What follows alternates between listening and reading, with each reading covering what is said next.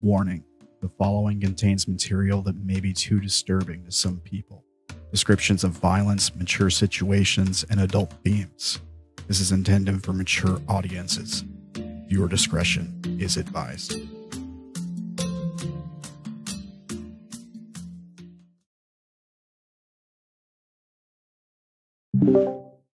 Hello, everybody. Welcome to Forced Flesh, episode 119. How is everyone doing? How are you guys? Apparently mostly sick. Mostly sick, yes. A bunch of us, except for Zach, maybe one or two other folks, are not feeling so great. But we're here. We're playing some game today. Well, welcome everybody. Welcome. So let's do a couple shout outs. We'll run around and introduce everybody. We'll talk about what happened last time, and then we'll jump in to the game, I reckon.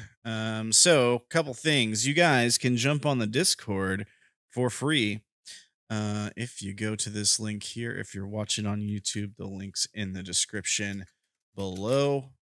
There it is for the Twitch chat. You can see memes in the Chaos channel while we're playing game. Sometimes they may summarize the episode in meme form.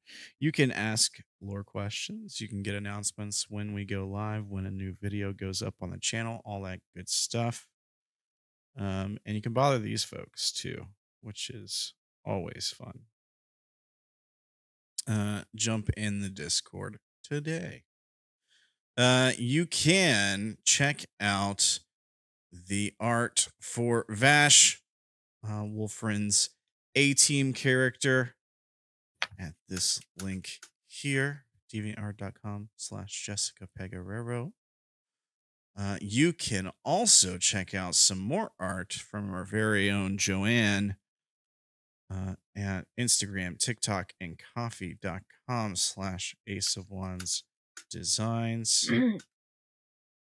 Check those links out there. And I don't know, I feel like I'm missing something. I think that's everything. And you can join the Discord once again to chat with Ella about art. There you go. Ella doesn't want to deal with her DeviantArt right now.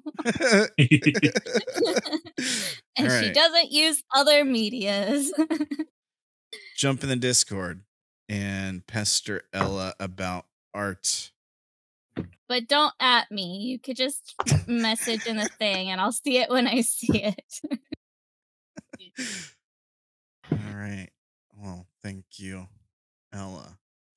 I know we just got on, but BRB, talk amongst yourselves. I'm so sorry. I lost my Apple Pen and I'm panicked. I'll be right back.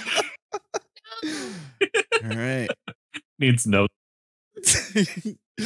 Well, while she's looking for the Apple Pen, why don't we start introductions? I reckon. Hopefully, she'll have it by the time we get there. Up first, we've got Ferdisofly playing the Diviners for you guys today. Ferdy, how are things? Things are good, but we weren't here last time. I wouldn't know what is going on. We played games. We played Jackbox. Oh, so you didn't? Yeah, we didn't do anything big. Oh, so I guess for last time with Abe Flo, they were. Wow, that's been a while. I don't even remember. They were the team was split, so I know that they were with Myrkrið, Quartz, and why am I forgetting one person? You have most of the NPCs. You guys have You have Ruin and And Hands And with Miller. you. Yeah, and Milora. Yeah, or- Laura. She's known here as what is she known here? Faithless Just sad. Sorrow. Yeah, Fateless Sorrow. Yeah. All right. Yeah. So it's you, Myrkrið, Quartz, Ruin, Faithless Sorrow, and Hands.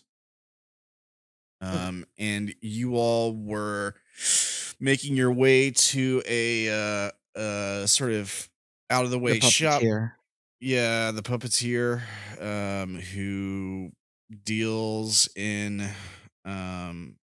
desires, and you sort of found your way to this what's the word for it, like a square, basically an underground like town square, like a courtyard, and in the center there was a fountain with blood, and some of you were sort of drawn to it,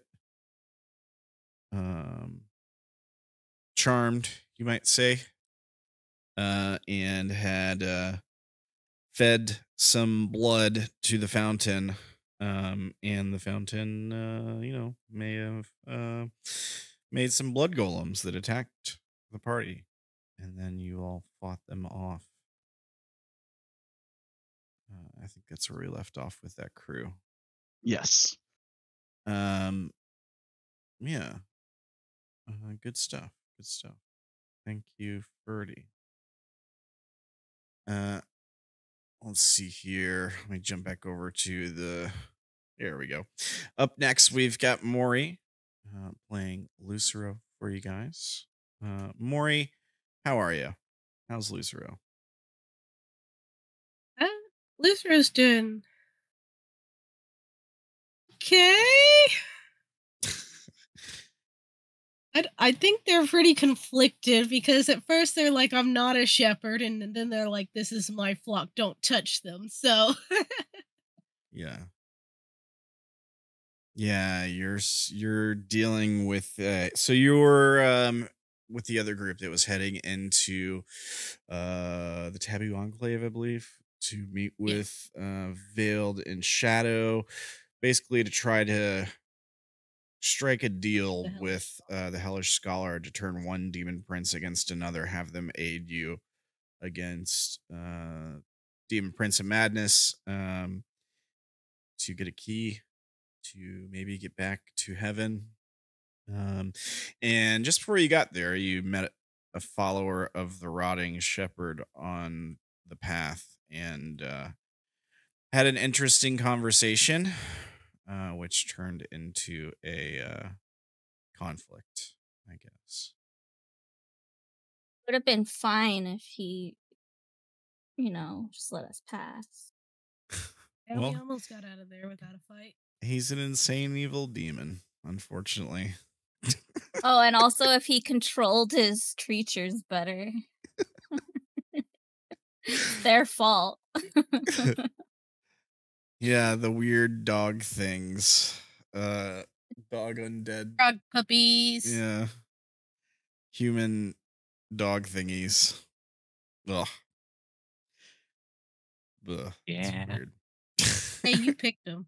Hey, Yeah, you did this. it's a horror game. You did this to us. Cool. Well, thank you, Mori. Up next we got Kyo playing Quartz for you all. Kyo, how are things?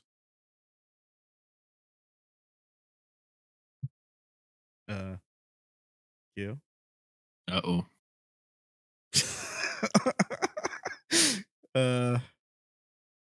Kyo? Are you there? Oh I'm no. guessing we can't hear him. Oh no, he draw. He's back. Hi, Kyo. He's typing in the chat. Yeah. Or he was. Mike was working earlier. You were talking when you first got in.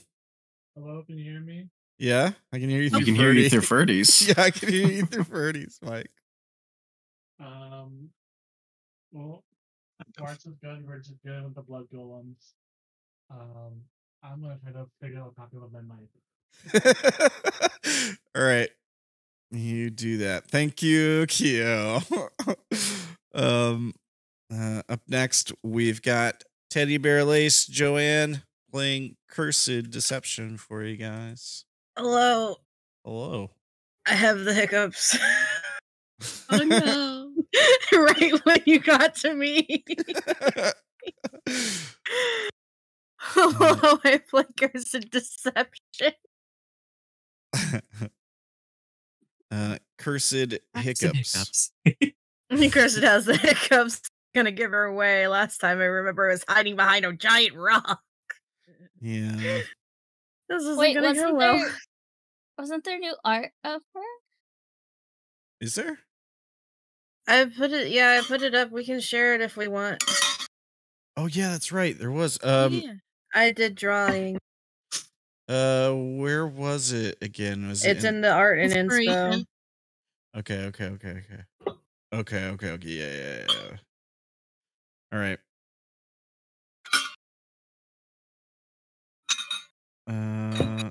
Do you want me to make this her token? You can if you'd like. That's partially why I put the ring in the background on. I was just like, let me just in case. All right. 1 second.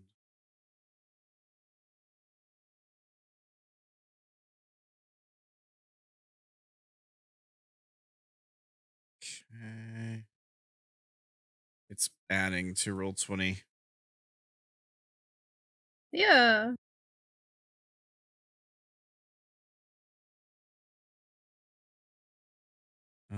Let me add to library. Boom. And then let's do this. That here. This is it, right? Here you go, guys. So y'all can see it. All the lovely artworks from Joeann. Can you guys hear me now? Yes. Yes. Yeah. Yes. Cool. Yeah. Fixed it. Heck yeah.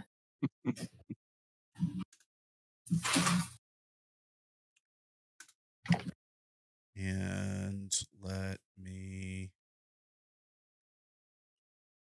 have it represent Cursed.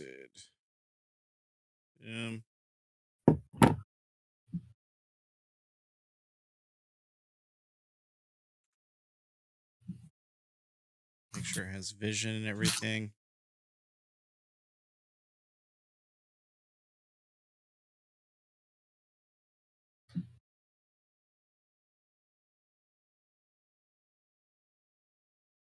And you may have to have me update it on the first several pages.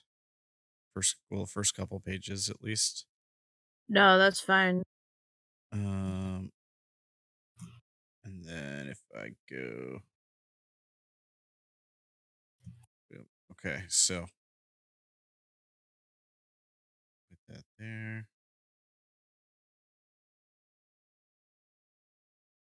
Cool. Here, I'll just go ahead and replace it on the current screen.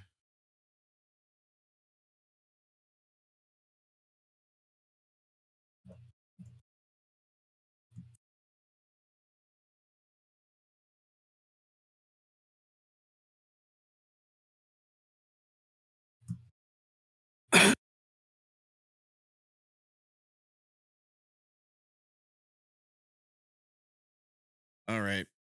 I got you, Cursed. Thank you. Thank you. Sorry that took so long. Okay. Well, thank you, Joeann. Let me jump back over to the title screen with you guys here. Up next, we've got Wolfrin playing Myrkrið for you guys. Wolfrin, how are things? Where is your Things are all right. Where's your? I believe There you are. I'm blind. he's up here.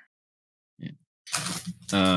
I believe Myrkrið was as close to a happy boy playing in a puddle as he has been so far. So last session, that is. Yeah, this the puddle made just for you. Yeah. Cool. Yeah, you were definitely very much in your element, being covered in blood. So I'm sure it was fun times. Cool. Well, thank you, Wolfrin. Up next, we've got Ella playing Maki-e. Ella, how's Maki-e doing? Same as she's been for half of this arc so far since she has joined. Which is extremely worried about Lucero. And she just wants to get out of here at this point. Fair enough. And keep Lucero safe. Yeah, good luck with that. Things are not looking good for Lucero, that's for sure. Basically working with very limited time now. Well, right now, keeping him safe involves fighting the shepherd and its minions, so. Yeah, fair enough. Short term safe. Yeah. All right, cool. Well, that'll probably be fine. That you can deal with, I think. I'm gonna explode like a bug-filled pinata. Yeah. No. I've been Not waiting. allowed. Party. I've been waiting a long time for our seahorse skiff in game. So I don't know if you guys are looking forward to it as much as I am, but I've been looking forward to it very much the last several Probably not, sessions. no. All right. Well, thank you, Ella.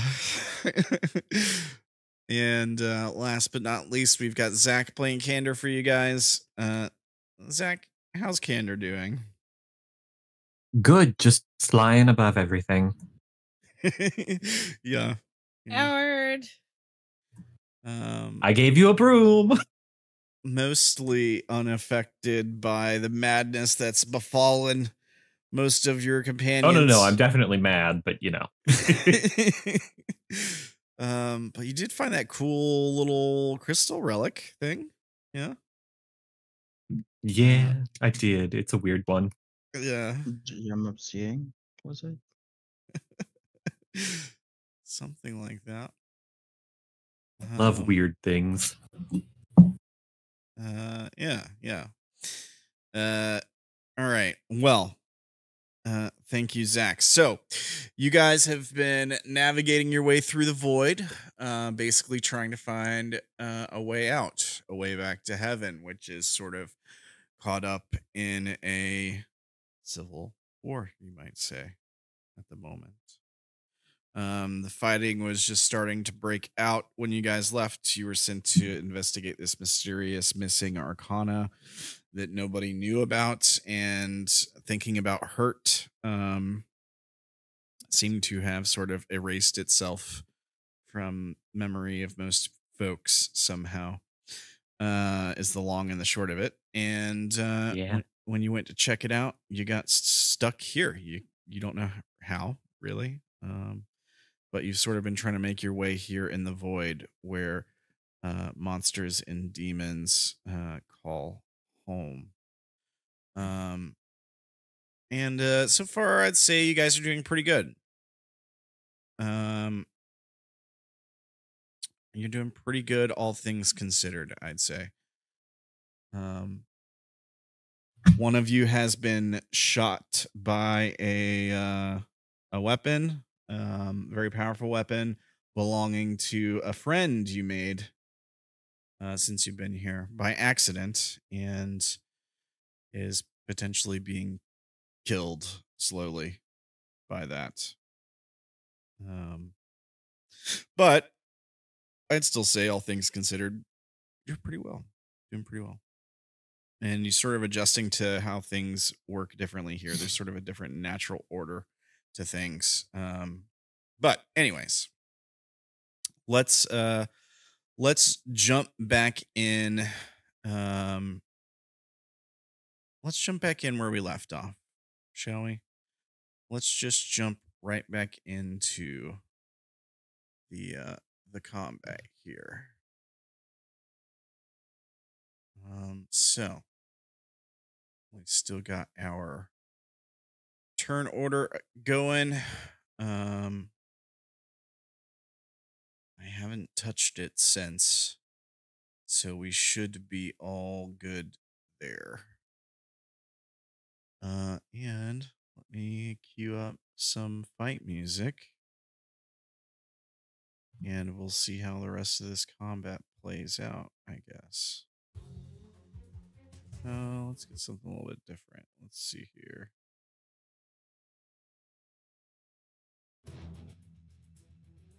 Yeah. Okay.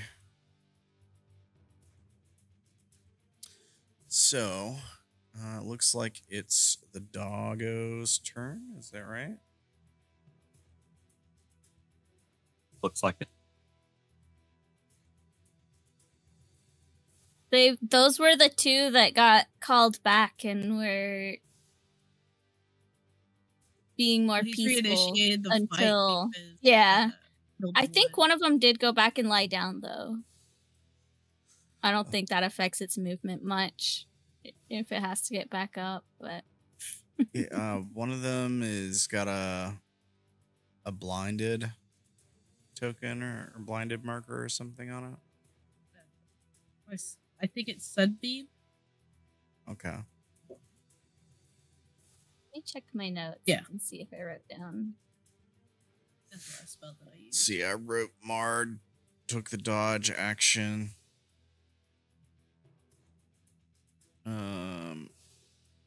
Let's see, is there anything in my private notes?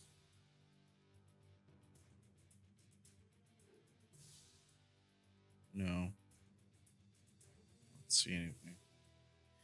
Not about this combat. But we wrote in the Roll20 chat some stuff. Like I wrote that Mard was taking dodge.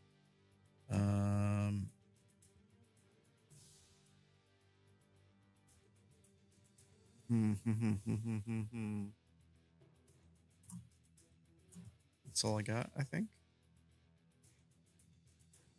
Oh shoot, guys, I forgot these things drop your strength. Or Yes. something drops your Shadows strength. do. So far Yeah, yeah. Maki-e and Cursed are both affected. I think somebody else was affected, but I don't. Oh, Lucero. right. Lucero, but you have that things. I have the gauntlets. To be Yeah. cheeky, you can't drop my strength if I don't have any. Well, if your strength Well, reaches you 0, don't want it to drop too low, because then you die. yeah, you die. Yeah. No death saves, nothing. If your strength Is this reaches what 0. you meant by remind you to do something to my token? Because I can't see anything. Oh, you can't see anything? I'm in the Oh, void, and no. all I can see is Lucero. For Oh, some you might have to go reason. down into the right. No. It's not that. I gave her vision, but I forgot to give her dark vision. You have 120 feet dark Okay. vision, is that right? Please. Yeah. Yeah. I can see Also, we until never forever. Yeah. we never actually went through and had you pick your spells, so you're still working off of the NPC sheet for your spells and the character sheet for everything else. Just to let you know. We never what? We never went through and had you actually pick your spells. We're here. So you don't have spells in your character sheet. You have to go to the NPC sheet to access Oh yeah, I those. have that up. Okay. Yeah. But still use the character sheet for everything else, because some of your stats are different and better than they Yes. were. Let's see here. Okay. Shadows act right after the shepherd. On the shepherd's turn. Let me make sure I got something for the shadow sheet up and ready. Boom. There we go. All right. Cool. All right. Well, I'll start with the dogs, I guess. One of them is blind. I think they're both in combat, like able to fight. Now the blind one might have a harder time with that.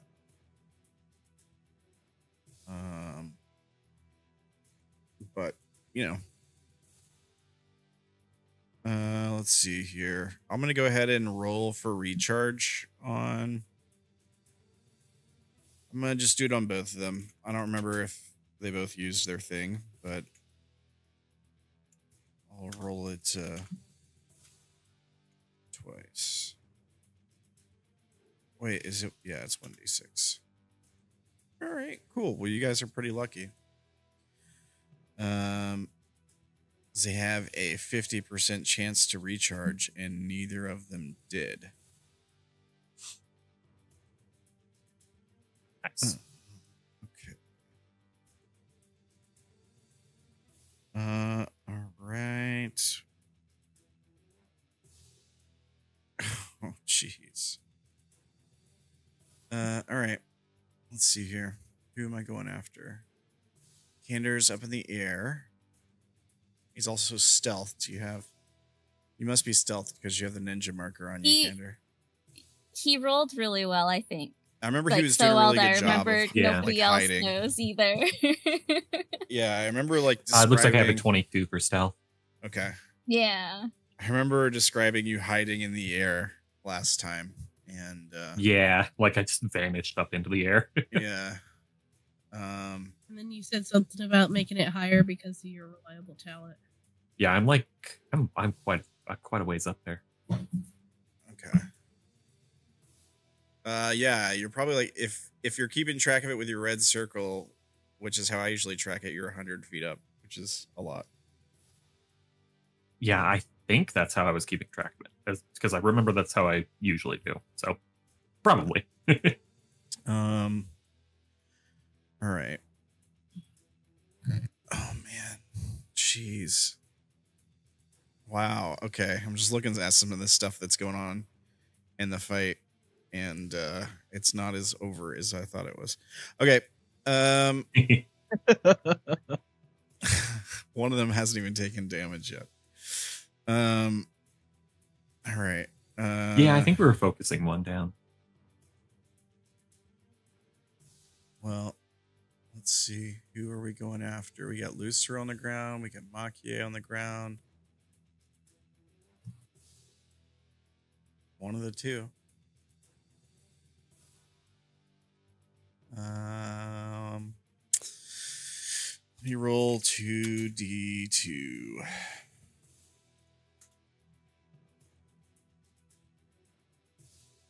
Ooh. Oh dear. Oh dear indeed. Oh dear indeed. Okay. We fade back in. Maki-e, they both of the creatures charge towards you. Okay. Both. Yeah, they rolled the same thing.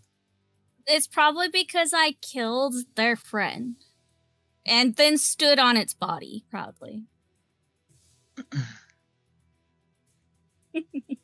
They are a pack. Yeah, that might do it. That would hurt Gerald. They're both going to attack you. One of them is blind. However,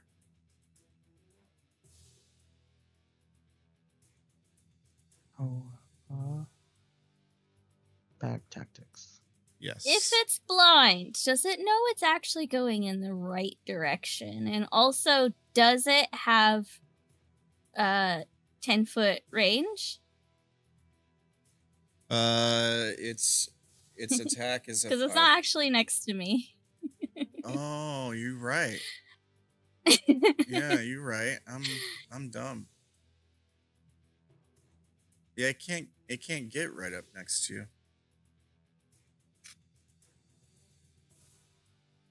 All right. You might save yourself a little bit.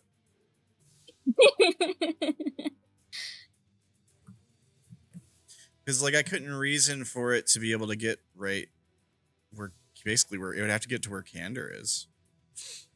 Mhm. And there's no possible way it would fit in there, not with the other one there. Yeah. All right. Well, It's also blind. It could be going in a random direction thinking it's going for one of us. I'll and give it's it not. a I'll give it a perception check. Smell. You know, these are creatures that live in the dark. Yeah. They live in a dark place. It doesn't actually need its eyesight. Well, I mean, its eyesight is a factor Not for a general thing. in combat for Yeah. sure. But I'll say what should I set the DC as? 15. 15 sound fair? Is that too low? Too high? What do you guys think? I think 15 is a good number. I think that sounds okay. Yeah. Oh, nice. Oh, dang. All right. Okay. Well, it's not able to reach. So it doesn't know to go after Lucero, not immediately at least. And it's Maybe it's a little upset that it can't see all of a sudden. Yeah. And it's kind of scooting around. I think it tries to go in the direction of Maki-e, but is like blocked by running into the other one, maybe. And gets confused and bumping into the wall and stuff. It hurt itself in its confusion. Yeah. It's trying to follow its friend, and it's like, wait, there's a wall here. Yeah. We're stuck. Oh, God.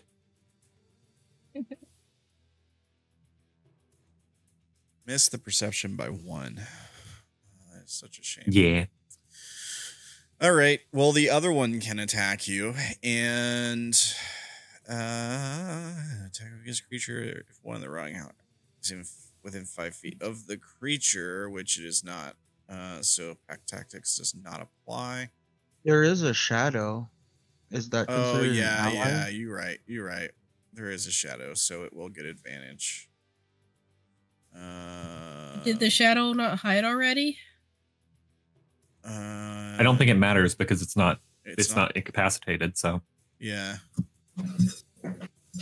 All right, so 2 attacks with advantage. Yep. All right. First attack. Second attack. 19 and a 22. Those both hit. All right. You only take psychic damage if you're frightened. I am not frightened.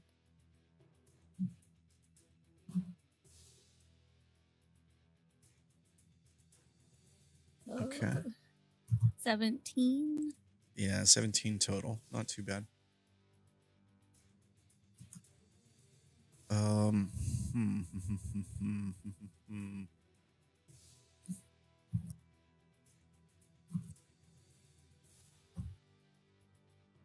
The other one will take the dodge action. The blind one. Yeah.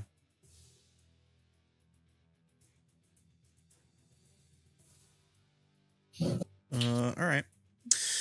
Maki-e. What is their passive perception? Their passive perception? I mean, I don't know if I have to tell you what it is. But it's 15.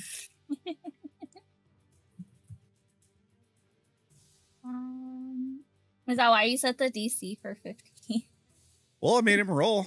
I could have just been like, yeah. passive applies. I'm just double checking.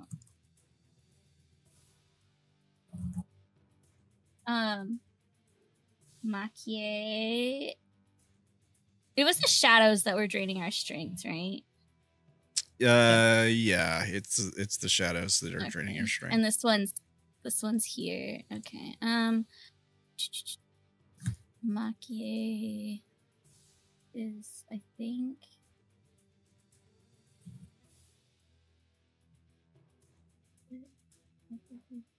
Five times my proficiency. So it would be 20. Oh, it would be 30 now. Okay, if I wanted to,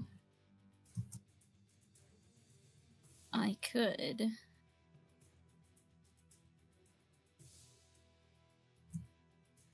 Do that. Maki-e is going to bonus action rabbit hop. All right. And she's going up next to Lucero. It does not provoke attacks of opportunity when I do this. Yeah, I gotcha. And then she is going to, I believe this shadow also stayed visible. Yeah, it must have, or it would have the marker on it, the ninja marker. I think it was because of Lucero's sunbeam. Oh yeah, Lucero's exuding light. You're putting off light around you too, Lucero, from your You're hammer right. and stuff. So how was your sunbeam going? Maybe she wouldn't have gone there because I don't think she's protected. From You'd be sunbeam, right in the would path she? of it. All right, so maybe I don't want to go there. I forgot about that.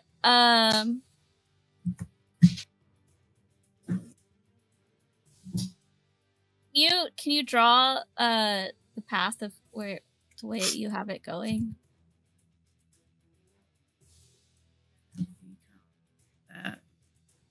And it's a 5 foot, right? So yeah. So I could maybe hop here and just fight him. All right, yeah. She's gonna call out.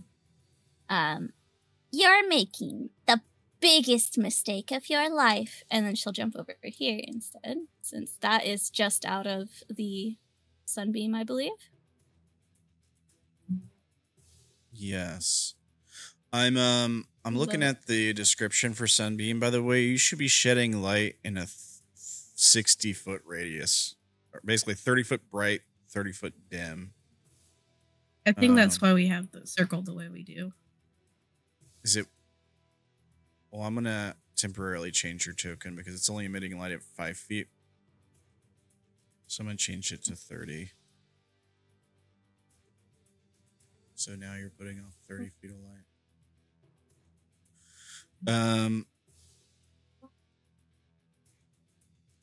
And at least as long as you're concentrating on sunbeam. So let me know when you drop concentration or something. Maki-e is attacking the shepherd after telling him that he's making a mistake and you should just stand down. All right. Let's see here. 24 hits. All right.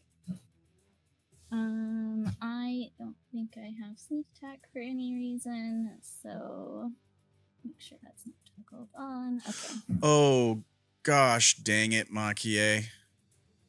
Hmm. Any creature is undead or construct starts to turn.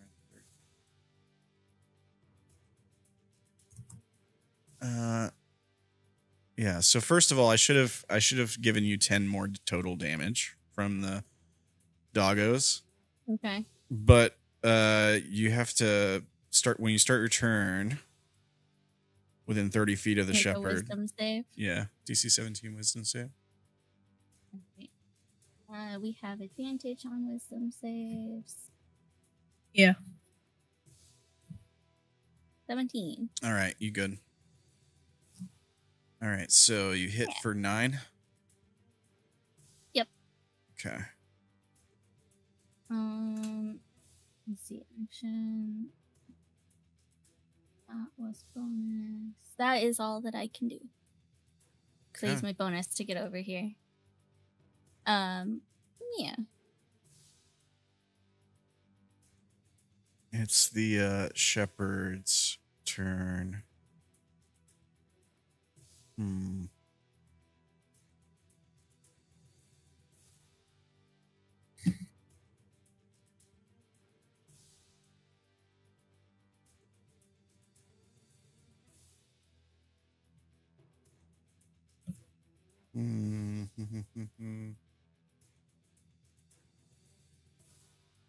Oh, I forgot. Can I spend a key point to have tried to stun him when I hit him? Well, it's his turn now. I haven't played this character in like 3 weeks. All right. There's so many things. All right, I tell you what, I'll make a compromise with you. If you take the 10 damage that the doggo should have given. Oh, you. I did. Oh, I you already did? took that. Oh. Yeah, you were yeah. making me roll the save, so it means I should have taken the damage too. Oh, okay. I already Well, took I was that gonna off. I was gonna let you get away with Save. without taking the damage because it was on a different turn. The save was at the Get start of stunned. your turn. So yeah, all right. Key point to stun. Give it a shot. What do I gotta do? Con So save. you have to roll a con save and What's the DC? Save. What happened to my DC? Just a second. Let me go find it in my other sheet. I think it's 19 now, or 18, because we were level 17. DC 50. It's 19 because I think I have something that increases it. So DC 19, or he gets stunned. 24. Oh wow. Dang it. Dang. Okay, and he's fine. Darn. All right. Let's see here, Mr. Shepherd. Shepherd says,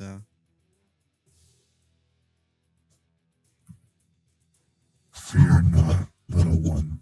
Everything rots, and so too shall you. I think you said rots, but I heard rock. yeah, Everything rots and soon so shall you. Or that. Yeah, that's basically. I'm really gonna need subtitles tonight. Oh, bud. I agree. Let's see. Nobody can hear. Lucero.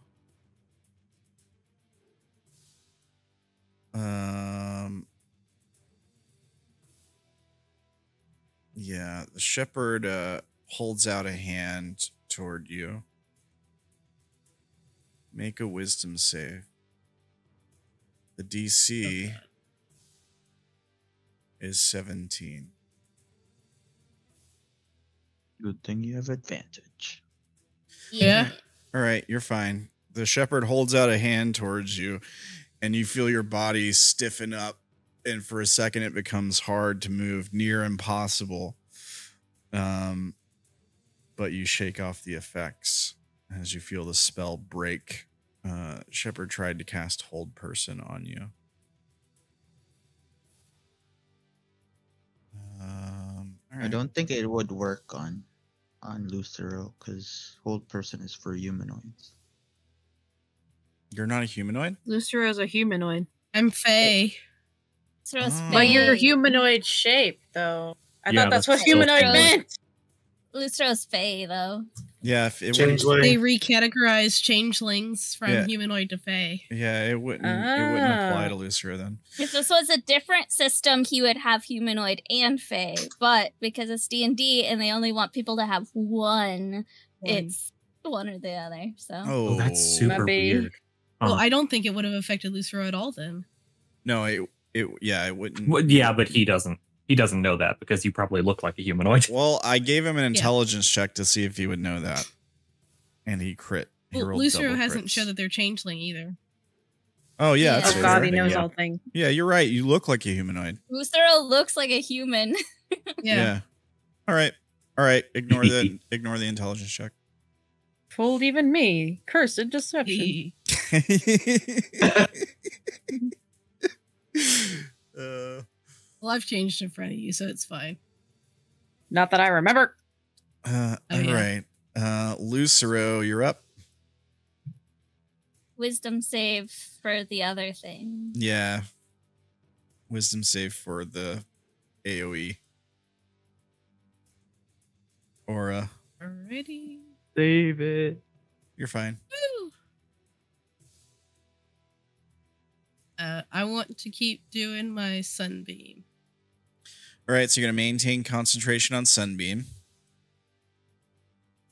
I haven't done any damage. I haven't taken any damage. So Yeah, so you can do that. Oh. redo the. Each creature. Not that I want them to do things, but weren't the shadows supposed to go after the shepherd? Oh you're, yeah. You're right. Yeah, they were supposed to go after the shepherd. Good Thank remember. you. Thank you. I don't want to have remembered. Yeah, but it's fair. Gotta be fair. How dare. Their nearest target is Lucero. Sorry. No, you're good. They also have a +5 to their attack and damage rolls Jesus. Ow. because. Oh they're yeah, with- because of his aura thing. Yeah. So you're going to get 2 attacks. Both of them will have a +5 to whatever they roll. Let's see. They have disadvantage because they're in light. They're in bright. Sunshine.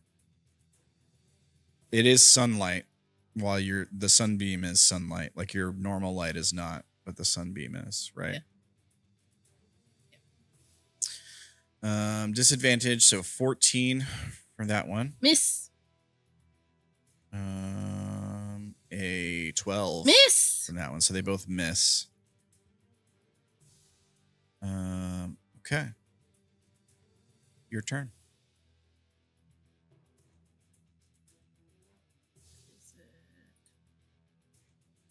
There it is. Just re-putting it out there so that way we have it again.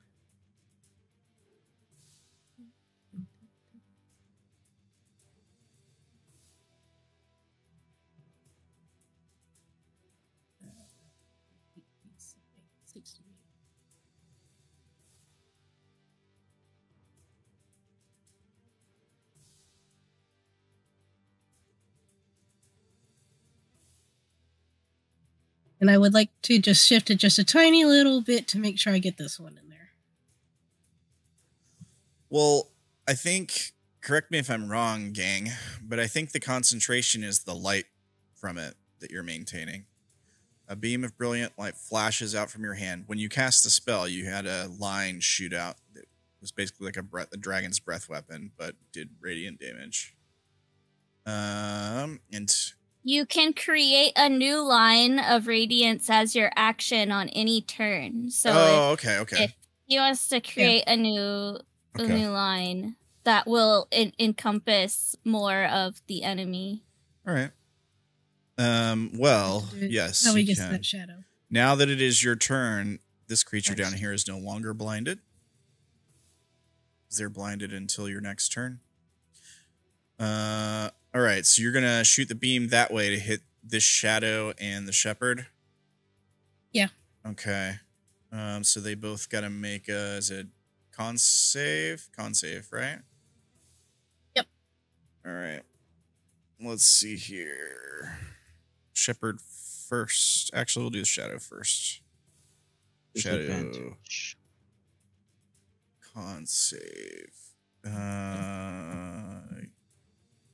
Attack rolls, ability checks, and saving throws. So yeah, the shadow has disadvantage. It is a failure, I would assume. Nice. And how much damage does it take on a fail? 26. 26. Yeah, it dies. And it's radiant, if that does any extra to it. I think it does. Dies. Yeah, it's multiple times. vulnerable to radiant damage, so it takes 52 damage. Just like the beam, like we see you cast it this time from the opposite side of the shadow, so the screen's just like black, and then we see this beam of light punch through the center of the screen, and the shadow just evaporates, and then we see you on the other side of it. And the shepherd does not have disadvantage. Does have magic resistance. So he has advantage.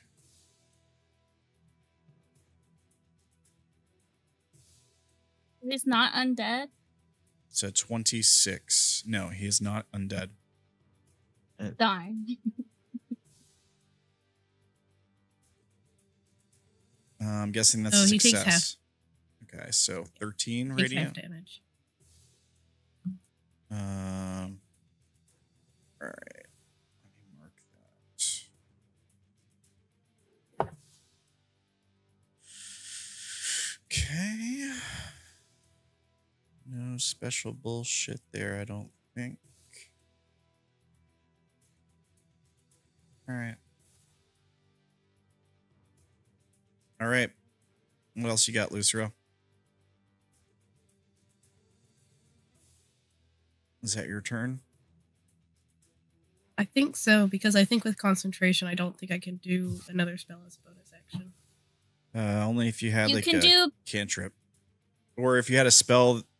Well, you did you didn't cast that spell this turn, so if you had a spell you wanted to cast as a bonus action that didn't require concentration, you could use that, I think. Oh, yeah.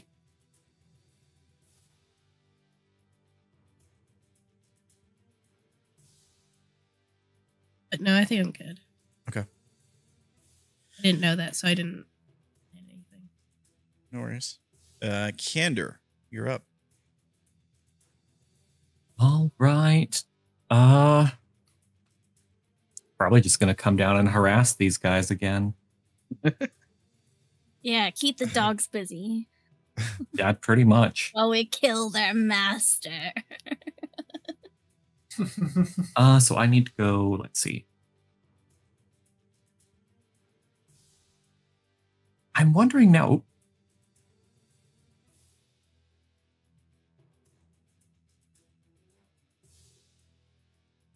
What are you wondering? Uh-oh. Good Lord, my computer.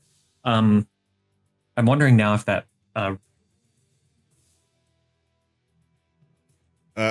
Do we lose you? Is that what's oh my going- my computer. It is my key that is the push to talk is not working. Oh. I wonder if that red is my height. I think probably the blue is actually my height. If that's where you were keeping track of Which it. is weird. I usually use the red. I don't know why I would have used it, but I don't know why I would have gone up to 100 feet. I might have typed it in there last time. I don't remember if I did, but I might have been like, all right, this is how I keep track of height. Do you mind? Or I probably wouldn't have done it without asking you, but it's hard to remember. Yeah, you don't tend to. I don't think you tend to have to with me because I generally have one or the other that does. I just can't remember if I it's the red or the know- blue. You did fly up pretty high, and then you flew up higher. So, like, if you... What does your blue one say? 70. 7. 70. Oh, well, Yeah, then blue- it's I was gonna say- 4. Blue is generally AC, but I don't think Candor has a 70 AC. No, I don't know what's going on with my blue then. Yeah, I don't know. 70 does sound about right for how high I think you did go. So That's what I thought. I thought I stayed just outside of range of my psychic blades, and that's drawer. 60 feet. what is your normal HP? That should be green, though. HP? Yeah, Yeah, it should be green, but if you maybe you did something with the red when you got the No, the red or the green is my health temporary because it's max. 98 and my health is 99. And then did you take the temporary max plus 12? From Oh, maybe I hadn't Quartz's updated zero- that yet. Well, I do know maybe- that the green is my health, or it's supposed to be my health. I don't Yeah. know. don't know exactly what is going on with that then, but either way. Something may just not be up to date between two spots, but I think I'm going with this one because I'll go with the lower one because otherwise that's, So either way, I'm going to go down either 40 feet or 10 feet to 60 feet. So, oh my Lord. How much did I say? You're going down to 60 feet. Yeah, going down to 60 feet. Okay, so that's for sure. Yeah. So I'm going to attack probably the one just right in front of me. Okay. So and change whichever thing you want to 60. I'm going to change the red one because that's what I remember using. All right, no worries. So change the red one to 60. Can you just go ahead and change the blue one to your AC then? That way we don't get it mixed up again. Yes, yeah. All right. Yeah, I don't know how. My AC is like 14, so yeah. Yeah, I don't know what happened, but it's fine. Either way, it works out. It all works out evenly in the wash, as they say. Yeah, eventually. Okay, and then I'm going to do Psychic Blades. On this guy, right?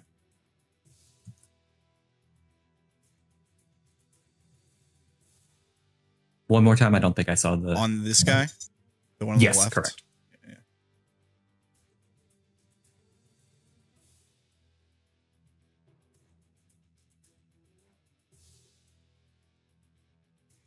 Advantage from stealth. Right, yeah. Ooh, 19. 19. Let me see. Make sure they don't have any special bullshit. No, that doesn't increase their AC or anything, right? No, I don't think so. No. So a 19 hits. Oh, it hits, okay. 3 psychic damage, and then I'm gonna roll the sneak. Okay. 19, so 20. 22. All right.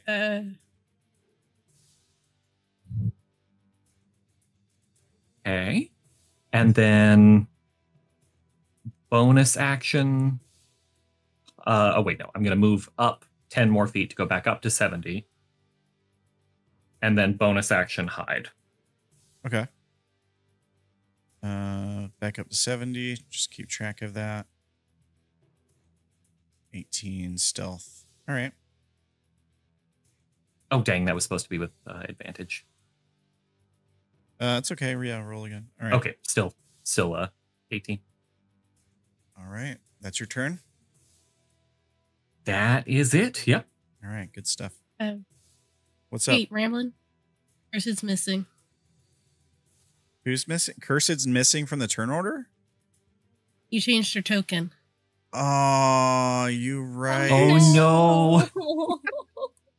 Yeah, I noticed it, and I was just like, we'll either come back to me, or we'll either have the revelation, or Okay, here's what something will happen. I noticed we got to Mard, and I remembered Mard was at the end of the turn order. Yeah, you're right. And I was like, where's Cursed? I'm sorry. She should be 9.6. I'm in the shadows. 9.6? 9.16. 9.16? All right, here. Okay, cool. We got just in time. Yeah. At least we just switched y'all. We didn't technically skip you. Yeah. No, I figured somebody would be like, I went twice in a round? What's happening? Yeah. Oh wait, no, we kind of did skip her. She was supposed to go before me, but oh well. Yeah. It's all right. Well, here's what I'll do. I'll just swap for a round. Yeah, we'll just have you go now.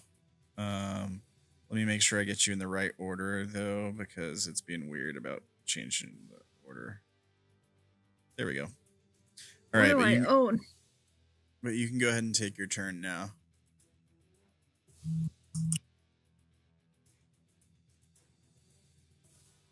Are you with us? You there? I'm with you. I'm just trying to remember what I said I was going to do last time, because I know I had a whole plan. Do they have to be seen by the aura? I didn't know what you said. Oh yeah, the aura. Yeah. If I remember right, I think you were gonna like come up here. Yeah, I was gonna go up to tippy tops with my. What is the thing? That's also what I'm trying to find. I'm trying to find the thing to defend my actions. You had that Just shadow jump or teleport something. thing. I don't think she's within. Yeah. I don't think she's within 30 feet to be in the aura right now. She's way up on the top. Oh of this yeah, that's why cliff. she wouldn't hit over here to get in the shadows. Yeah, I'm in that pit. Yeah, it's a 30-foot aura. So. Where? Sorry, I'm trying to find it. Shadow walk. Shadow walk. Yeah, your teleport bullshit. That one. So over here now. Bonus action, teleport over there. Yeah. Well, here's the thing. No, don't put me in the pit. No. I don't want to be in the aura. Lucero is putting out. Well, it's only 30 foot of bright light. And we also discussed last time that it wouldn't go over the top that's of what the we cliff. discussed last time. Yeah. Those edges are turned up, so I have a hidey place. Yeah, you're fine. Yeah. Sorry, I'm not trying to be overly defensive. Well, also, I kind of remember this conversation too. So. Thank you. I'm not thank hallucinating. You get to live. I get to live. Oh, what can I do while I'm alive then?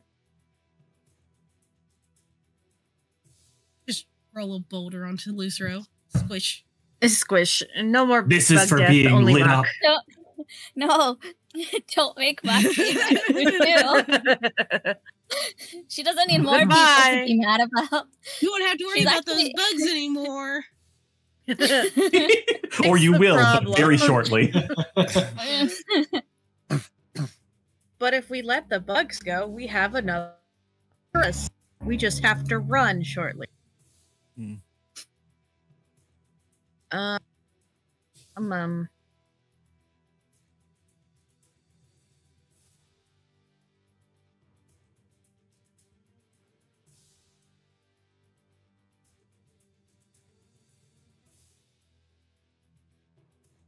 Sorry, I'm looking at things. Mm-hmm. He's not a humanoid, is he? You already used your bonus action, right? Correct. Get there. For the teleport, so, yeah. Yeah. Let me see if there's anything I can recommend for you.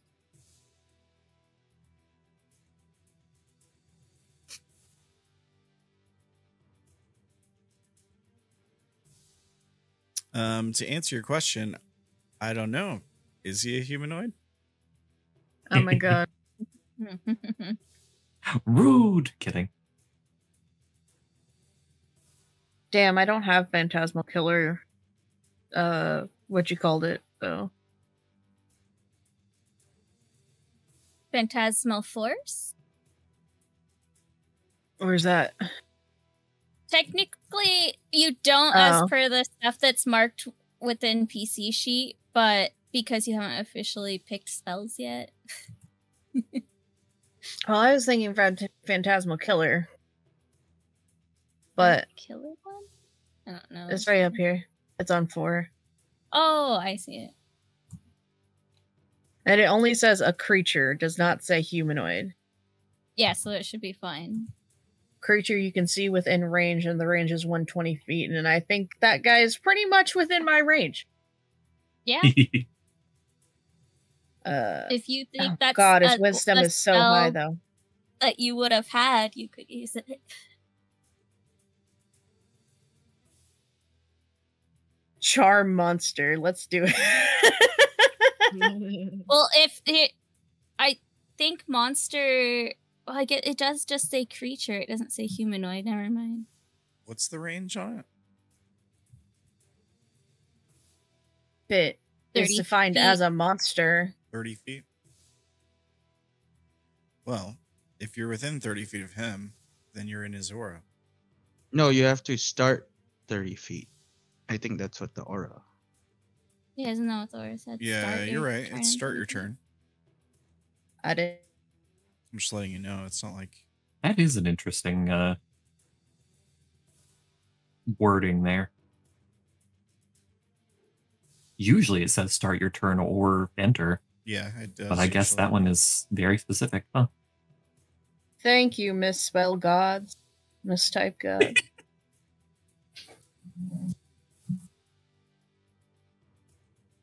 Oh no, that's right. There's fucking rebellion. Sorry, I don't know if we're after 10 minutes at this point. Oh yeah, we're definitely. Yeah, Oh, okay. We're an hour. We're an hour and 10 minutes in. We're definitely after 10. Baller. All right. One round an Time hour. to Yay. swear.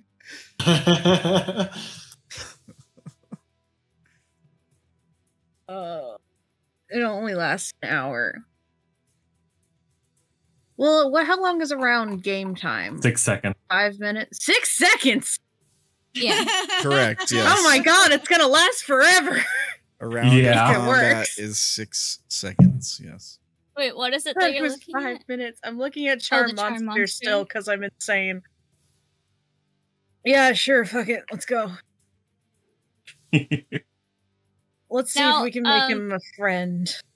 Don't forget that you can, if you wanted to, because they make, for charms things, I think they get advantage on the saving throw if you're already fighting them.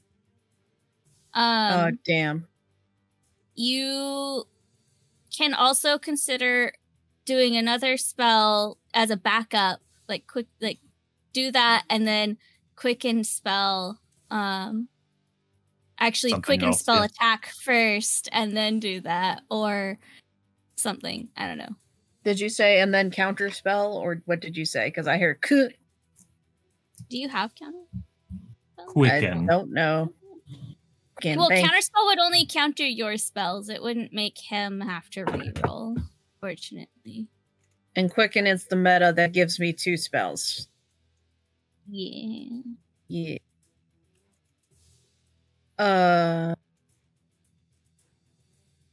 I'm very sorry I'm taking forever. Okay. So like New players.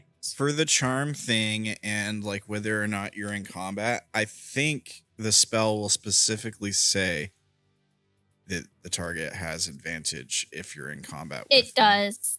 Okay. It does so with advantage if you or your companions are fighting it. Okay.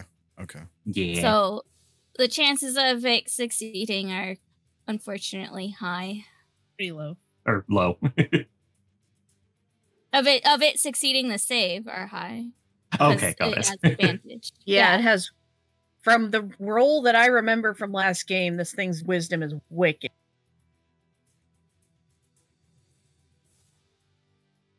Could be wrong, but that's what I remember. But isn't it a charisma save now? It says wisdom saving throw. Oh. I'm looking at Phantasmal Killer. For some reason, I still have that open. I'm a liar.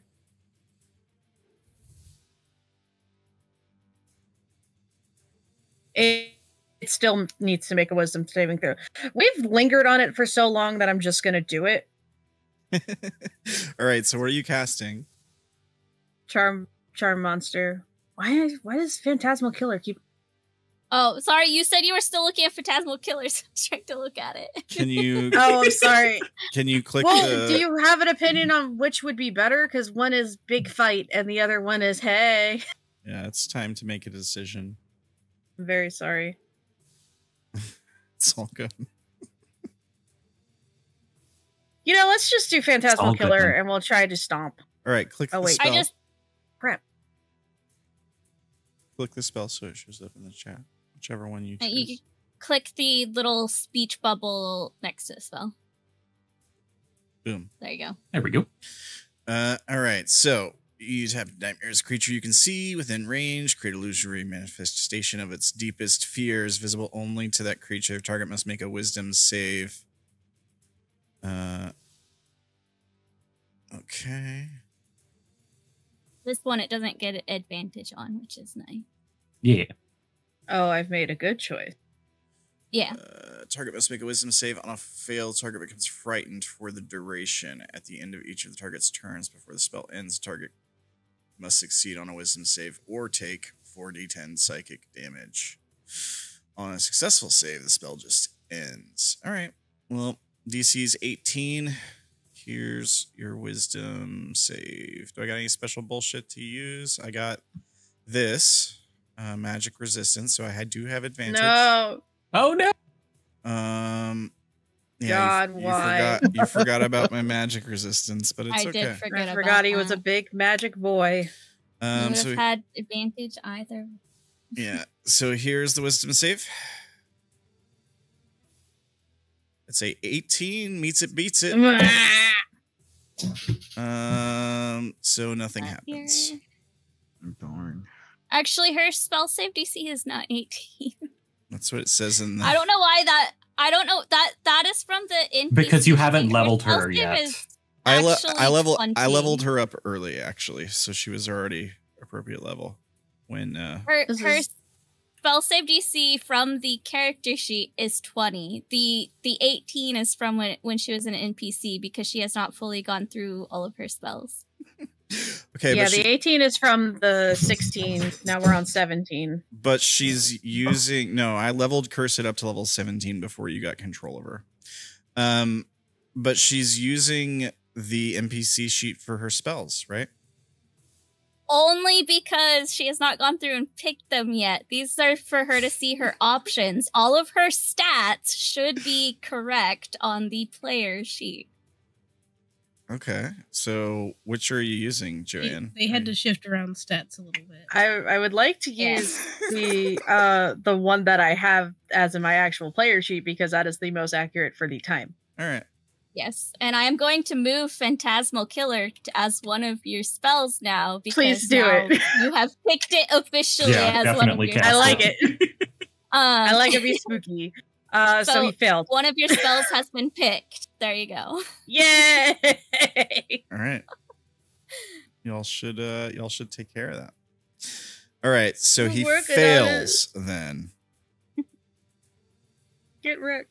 So go back to your player sheet, not the NPC Yes. sheet, Now- because he has failed. You need to roll your damage. So go into in the core page, scroll down, and Nice. you'll see like below hit points and stuff. There's a list of like spells and weapons. Phantasmal Killer is at the bottom because we just added it. So you click that, it will do the damage roll for you. Well, No, go back to core. he doesn't take damage until his turn. Go back to core. Right. It's in core. Go scroll down until so you see where hit points are. Scroll down, you'll see a section that's just a list of Yeah, you don't. weapons and damage yet. attacks. It's the end of the creature. Yeah, you don't do damage yet. Oh, well, this is so that when it's time, she knows where it's at. It should be at the bottom. I see it. Yeah, so when it's time to roll, you just click that and it will automatically put that in there. Yes, thank you. 4D. But for now, it's just frightened.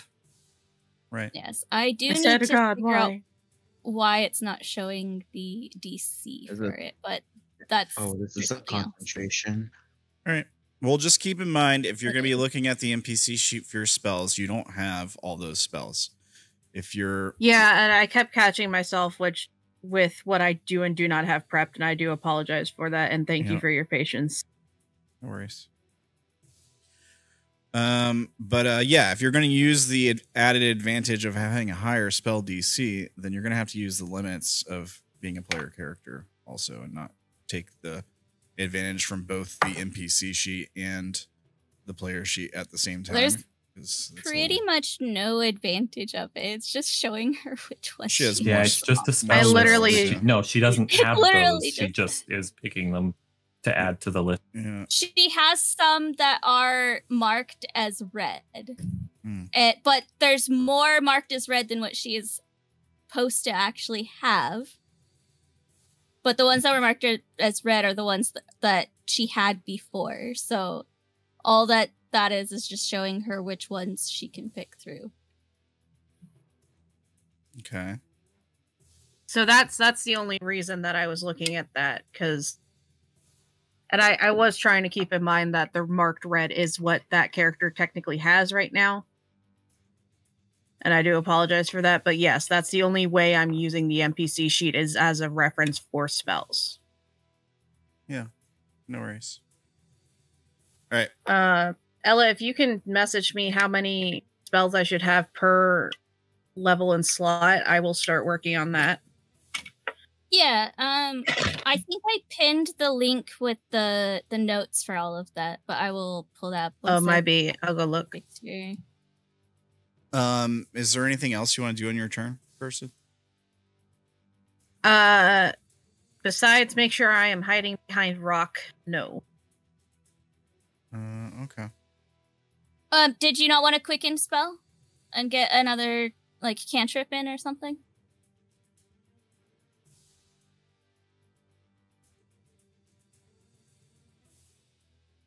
Not right now. Okay. All right. Save the meta magic for now. Yeah. Okay, I'll say that while you're up there, you have, I'm gonna say you're still at the edge. You did just like fire over. You didn't move back. I'm gonna give you half cover from anything on the ground. I appreciate it. Okay, Mard. Mard was told to hide, if I recall, and all that stuff, and to try to stay back and stay out of it. Is that the gist of it? I'm pretty sure, because I think, hadn't she already, like, died once? Already hiding. Yeah, she's already in a hiding At spot. the initial howl knocked her down to 0. Yeah, and then Maki-e punched her awake. Or, well, slapped her awake. And then told her to hide. Yeah, so we're definitely having her hide because she's already had problems. Yeah. Let's make a stealth check for Mard. That is a 2. Nice. This is golf rules, right? Lowest wins. Yeah. Oh wait, no, that means that mine's really bad. Never mind. She should have run further and then hid. Oh well, if she came out, she would just be like showing herself, right? Like there's That's true. I don't think she has enough movement to get yeah, she doesn't have enough movement to get that far. Yeah. Yeah. This is what happens with low-level characters in a fight. Let's see here. So, doggos. Let's see. Doges. The one they want to go after is too high up in the air. Nana nana boo boo.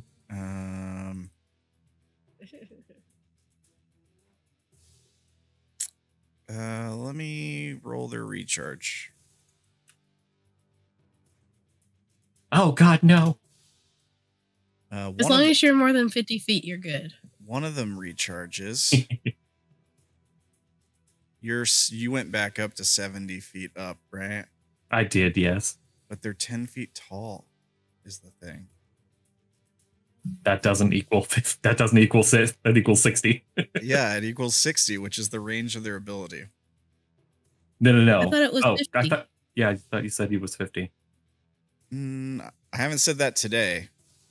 I'm looking at their sheet right now. The howler emits a howl in a 60-foot cone. That's what it says. I'm also hidden, so it probably can't see me. Yeah, that's a fair argument for sure.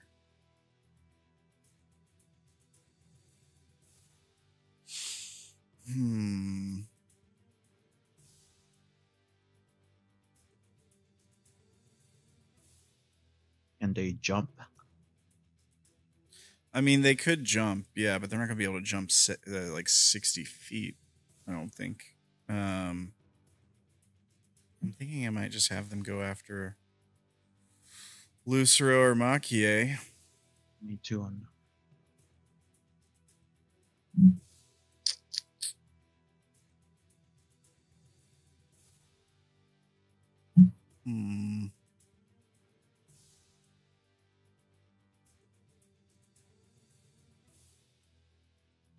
Let's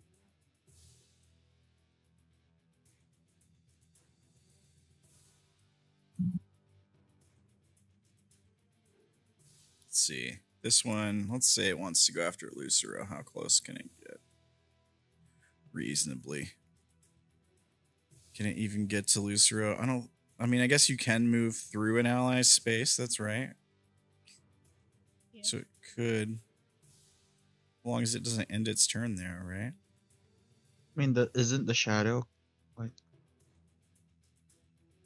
Doesn't it have like some space things? Well, yeah, the shadow can fit through any gap or whatever, right? Like, that's definitely, it's like amorphous or whatever. But I was thinking about the shepherd. It could move through his space and then come out on the other side. End its turn here.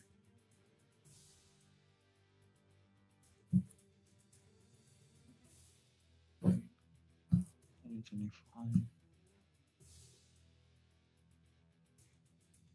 right, let me count because it was here. So 5, 10, 15, 25. Yeah.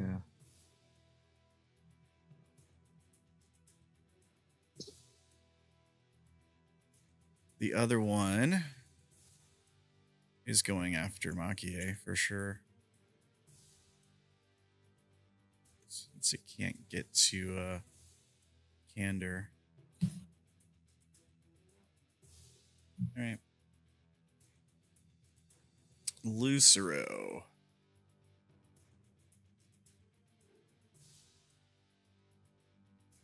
Oh, it's a 60-foot cone.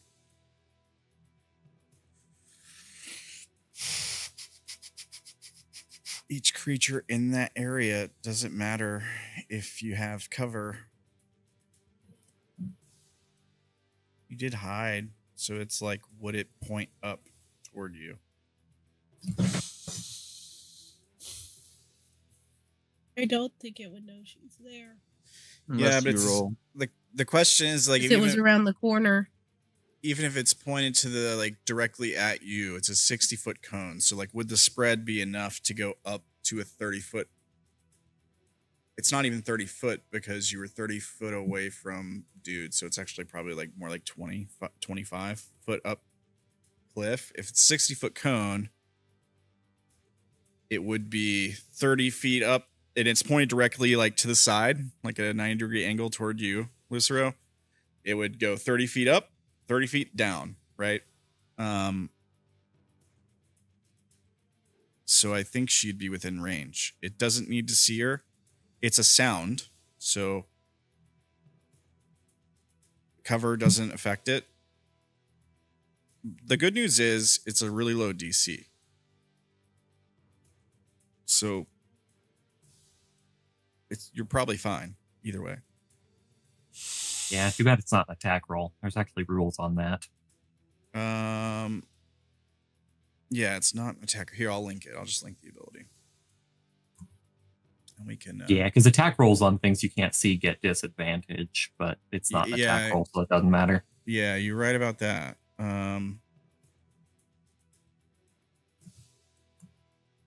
Yeah, so I think Lucero and Cursed have to make a wisdom save. DC 13, it's low. At least we get advantage. Yeah, you have your feast buff or whatever. Oh yeah, that's good.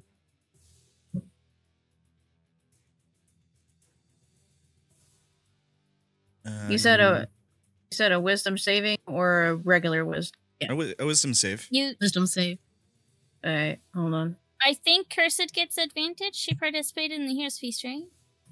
She did, yeah. Yeah, I think so, yeah. I'm learning. Hold on. I'm so sorry. You're fine. I think everyone but Wolf got the Hero's Feast. Yeah, I think so. Wolfrin was not at the Hero's Feast, correct? Yeah. Okay. I can't read. So on the player, that would help. On the player sheet, Maybe. On the player sheet, is it just like it's below where the wisdom check is, right? I'm always unfamiliar with the player sheet. It's been a while since I've looked at it on Roll20. Let me take a look. Let me take a look at your sheet. I'm so sorry. I see all my stats on the left-hand side. I'm like, those are different. I know there's a different. You're fine. It's gonna be on the core page. I'm gonna change something real quick. Just a second. What are you changing? You should be able to toggle whether you're doing advantage or not. Oh yeah, that's So then not on you by have default. advantage. Yeah, so you have advantage, and then the wisdom save is if you look where inspiration is and proficiency, there's that set of stuff. Whoops. And click the word. Click the word wisdom. I do it. All right. That's a crit. Look at that. It's not a crit, but it is a 20. You rolled a 19 plus 1. Oh. Take it. Yeah, dirty it's 20. Good. Yeah, you're dirty fine. 20. It's a good roll for sure. You're good. All right. The other one is going to attack Maki-e. It did not recharge. It does have advantage. Quick question. Yeah. Would it have gone there because Lucero still has that beam going that way? It's not affected by light. Okay. You know, the beam fired out damage when Lucero cast it again, but Lucero's just putting off light now. All right. So it does have pack tactics. Shepard's there, even though he's frightened, he's not incapacitated, so it still gets advantage from that.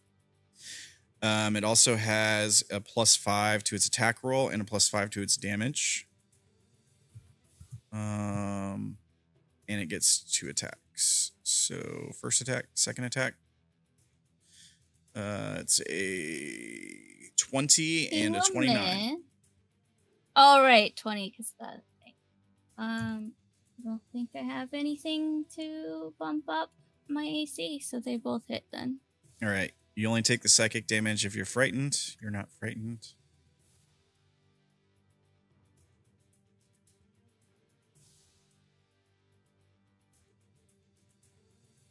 So 10. Was that 20 total?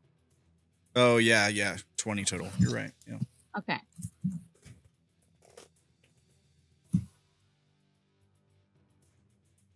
Okay. That's the doggos. That brings us to you, Maki-e. Okay. Maki-e does not like that she got cornered again. But that's fine. That's fine. She can work with this. She is going to first attack the shepherd. For some reason he's not backing down. She thinks that's really stupid. 13 probably does not. Does a 19 hit? 19 does hit, yeah. Okay. I am going to use a key point to stunning strike on him as well. So he has to make the con save. Go back to that. Con save. Also, for some reason, I'm trying to figure. Oh, right, because of my belt, it was not calculated before. My DC is actually 21, not 19. It's 21 now to save. Okay. First, I need you to make a wisdom save. Oh, right, the wisdom save.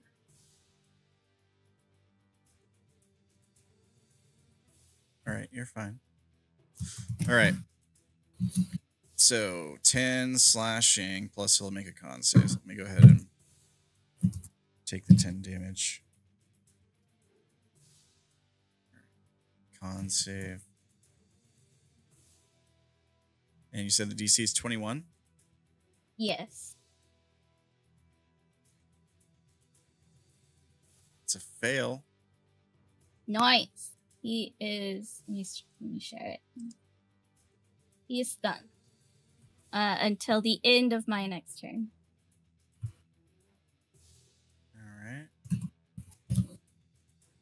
And then, should I hop away or should I take advantage of that advantage to get 2 more attacks in? How, beat up is he looking? Let's see. He's bloodied. Yay. In that case,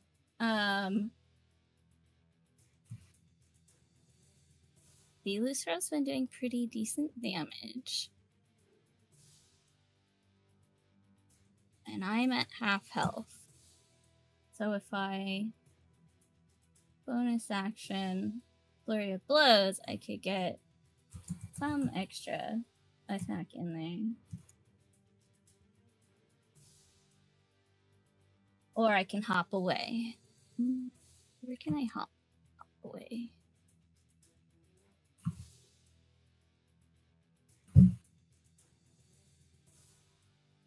We could go up the cliff. I could, but I have to hop away first anyways because of if I run up the cliff, I take an attack of opportunity. If I don't run up the cliff, then if I hop first. How high is this cliff? That one, I think we said, is more than 30 feet. I remember we said that. I'm going to say so 40. Sure, we'll say 40. That's fine. how tall is this one? 25. How tall is this cliff that I'm next to if I ran up on the shorter side? It looks flat up there, so I'm going to say it's about the same. Flat. So it's the same from here as it would be from here? I mean, it looks like the top of it's pretty flat. I don't know. Yeah, I think so. It's just the angle makes it look like it's shallower. What are you looking for? I'm trying to figure out a safe place to go where I can get away from the dog. What's the distance you're looking for, like in the cliff? If it's within reason, I'll hear you. I can jump 30 feet, and not take the attack of opportunity, and then I can run the rest of the way, which is fine. I just want to. Okay. So I can run 55. So I could just. I mean, maybe I could just jump up and then run up the rest of the way. I don't know. You could do that. Yeah. You could jump over here and run up. You could jump here and run up. I think you have 55 run speed. That's more than enough, I would think. Yes. Yes. Could I jump where I'm at and then finish running the rest of the way up? Sure. I don't see why not. Okay. You have special monk bullshit that lets you run up walls, right? Yeah, I do. Yeah. What's it called? Is it like spider walking or what is it? No, it's in here somewhere. Just a second. I think it's unarmored movement. Yes. Unarmored movement. Vertical surfaces. Yeah, yeah. You can definitely do that. Yeah. Then that's what she is going to do. So she's gonna jump up. You said it's more than 30 feet. Yeah, let's see. It's like 40. Aiming to hit like up 30 feet, hit the wall and start running the rest of the way up. I think she's going to, once she's up, move. She should have enough speed for this, even if this is difficult terrain. She just wants to move so she's not seen by things. And that is her turn. Is my action and movement. All right. All right. You got full cover where you're at from anything on the ground as you moved back quite a ways. You didn't hide. No, I don't have any actions to be able to hide. but you do like they'd have to come up there to attack you, I think. Unless it's like some special like howling bullshit that's I don't know, even there, like you're far back enough. I don't know. We'll see. I don't think that would happen. I don't see a reason that they would aim it towards you. So all right. He is stunned, so he can't do Correct. Yeah. He wastes his turn doing Oh, nothing. wait. Doesn't stun incapacitate him too? Hold up.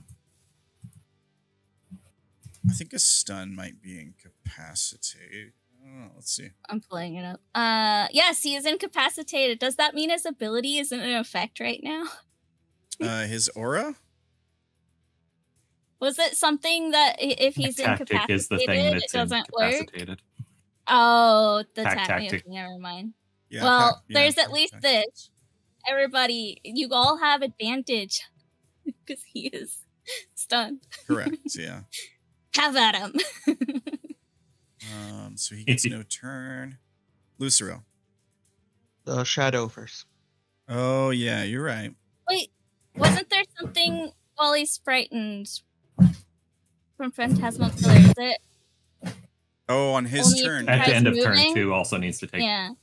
Yeah, Oh, so not at take the damage. end of his turn, he gets another save, right? Link Phantasmal Killer again for us, Joeann, if you can. At the end of each of the target's turns before the spell ends, the target must succeed on its wisdom saving throw or Sorry, take I was 1d6 yelling at a dog. psychic.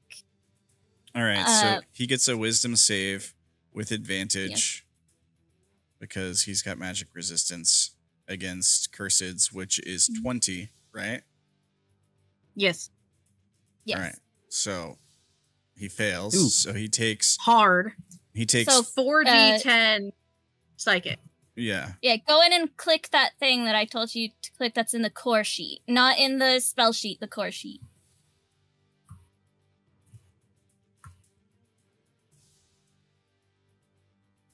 Click the thing. Okay, hold on. I got it. Yeah, so it's in the column that has hit points, and you go down, you'll see a list of weapons and spell attacks, and yours should be at the bottom right above where it says global attack modifier. Whoever just had things fall, are you okay? Jesus. Oh, I can cast this big. We'll stick with 4, thanks. Well, you already cast it at 4th level, so you can't change Oh, the I can't level. bump it. Yeah, this is just the after effects, basically. 18? Nice. All Not right. bad. So he takes 18 psychic damage. Yes. All right.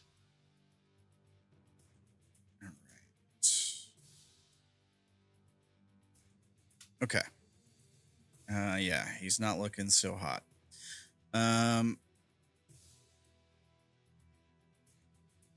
right. Lucero. Wisdom save.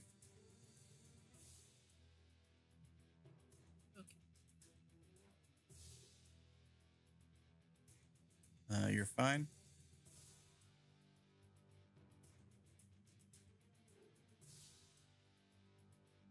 Your turn. Which way are you gonna beam?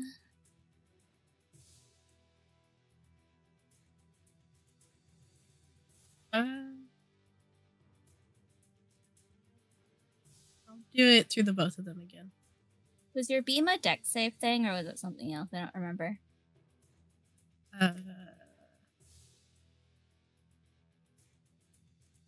Constitution. Oh, darn. Are you firing the beam again? Sorry. Yeah. All right, Firing you're the hitting a laser. shepherd and this guy? Thank you for saying it. Yeah. All right. So he's stunned, but he still gets advantage because magic resistance and it's a con. With how low he sounds, I don't want to use my hammer. All right. You mean you don't want to kill him and send him? DC's 18. 18.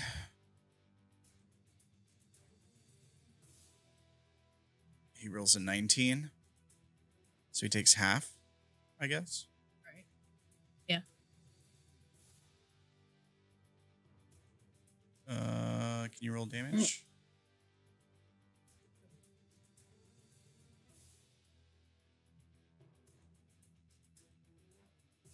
So he'll take 10.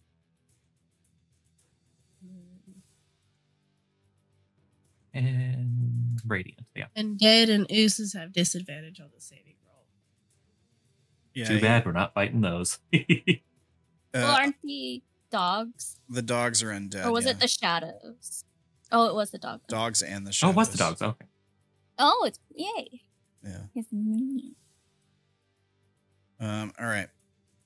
So since the dogs are undead, they have disadvantage. Okay. So dog, con. It's an 11.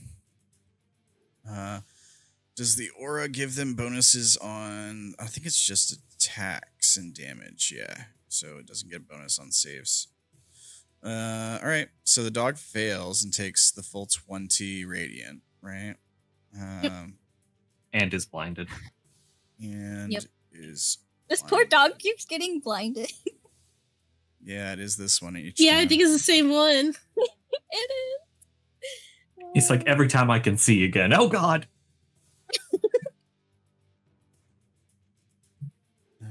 He's just gonna give up one of these days. There we go. Claw its own eyes out. And it's blind.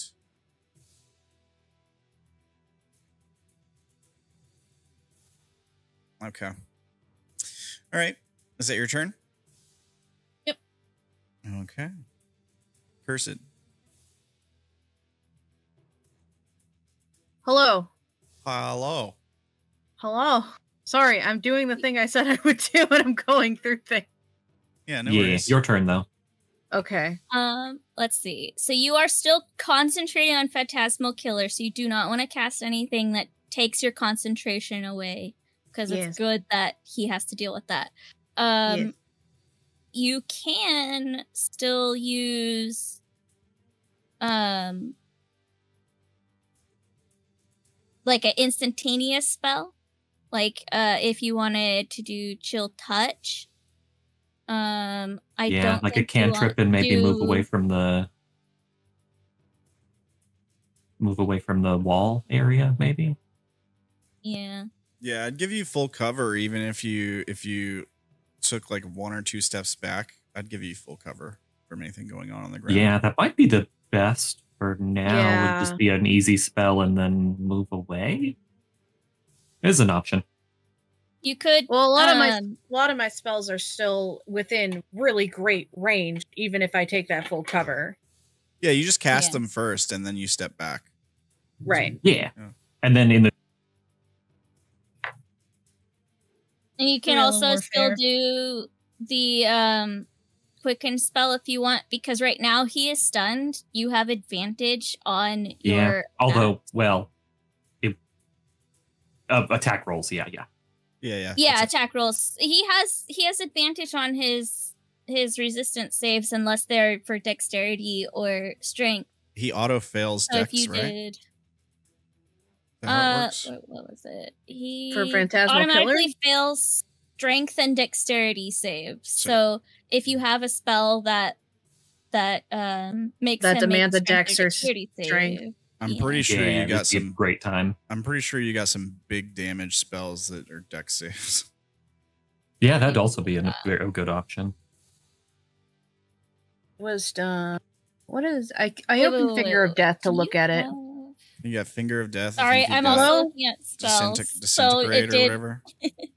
it did do a thing because Where I'm did looking my at a finger spell. go? You could do disintegrate. It's a dexterity save. Oh Oh God. yeah, fuck him up, that's fuck him what I up. was thinking. It's Yeah. big. It's big damage. Crit. As long as he's Yeah, within it is. 60 feet of you, you basically just instantly make him have to take 10d6 plus 40 force damage. Yeah, And he's already below half. So, like... Yeah, it's a lot of damage for sure. There's a chance he could be disintegrated. I want that. Yeah, click it. I want it. Watch him trying to do. Hold on. I don't think it's on my sheet. I'm gonna add it real quick to your player sheet. Do that. This is gonna be one of your official Confirmed spells that you have picked. It would help if I could spell it. I love I not being believe- able to spell things. That'll Alright. be my one for Great. 6 then. It is now. Oh, You go to your core sheet, and right below where you have Phantasmal Killer, there is now Disintegrate in core. Hell yeah. So just click it. Mhm.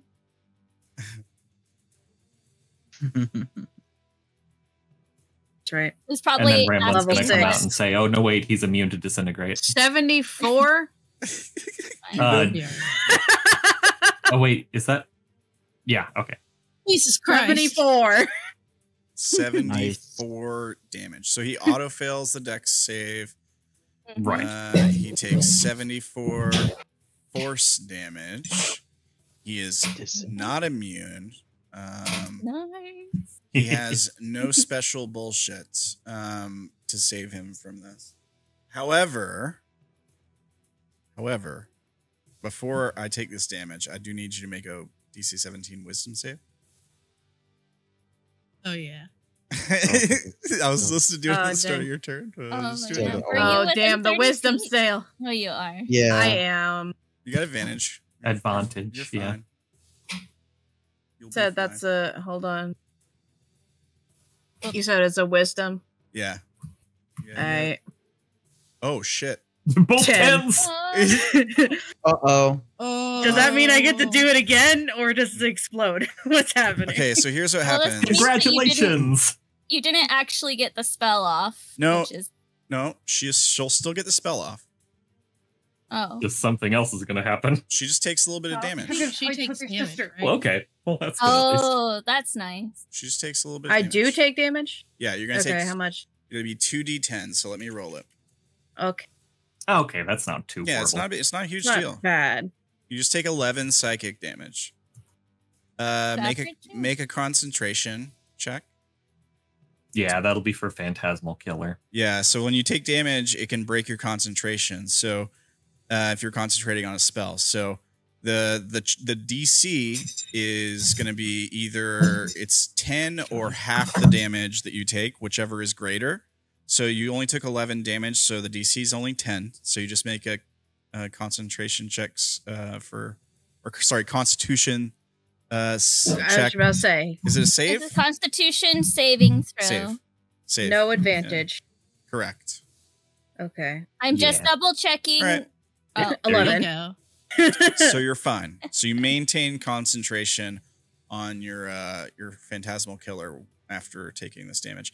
Then you cast Disintegrate. So we see Cursed looking over the edge, taking a sinister look at this guy, and then stretching out her hand and pointing at him. And this thin green beam stretches out from her hand and like pierces straight into his chest. We see it's sort of like a foil to what happened with Cleus, right? He like turns away. Like there's this moment where he kind of like it stuns him for a second.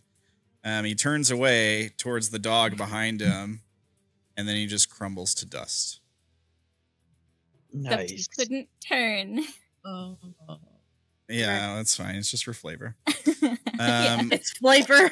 Also, He gets the knocked turned. the shadows disappear. The shadow disappears. Part of my brain is like, I want them dog, and the other part of my brain is absolutely not. Real quick, Joanne, did you already subtract the 11? I did. Okay, can you give yourself 11 back because you did not subtract it from temporary hit points, which you do have right now? Oh, cool. I didn't. That I'm sorry. No, it's fine. I will update your temporary hit points. You have 1 left. Okay. So There we go. yeah. All right. Anything else? I'm not as dead as I was. Huzzah. Yeah. You could still quicken spell and attack one of the other things if you like with chill touch or something. Yeah, I want to hit large dog. Which one? The one next to Lucero. All right. I took away your concentration marker because, you know. That's fine. The one that I was concentrating on is dead. Yeah, he did. So he did. Yeah, I don't think you can move it to another target, so it's just unfortunately. Yeah.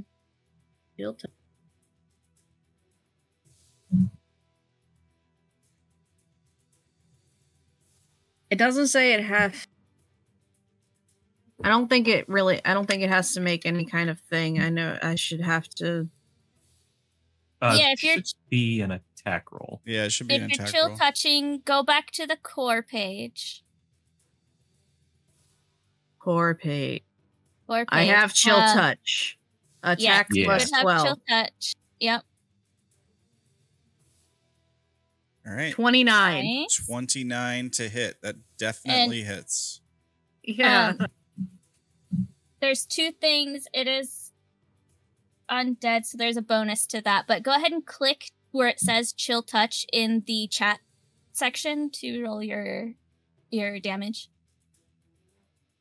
Yeah, below the 29 where it says chill touch. Yep. Yeah, you got it. 22. Nice. That's a good roll. 22 necrotic damage.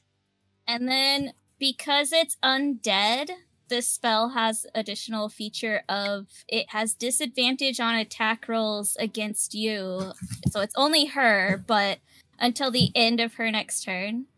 And it cannot regain hit points until the start of her next turn either. All right. Oh no, I've accidentally launched Sims. Please, God. I'll put a purple marker on him.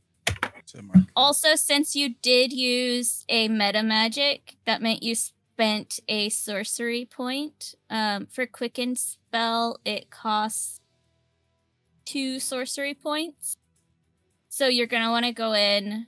Are you back on roll 20? Or are you still closing stuff? I'll go ahead and update it for you for now, and I'll go over it with you later.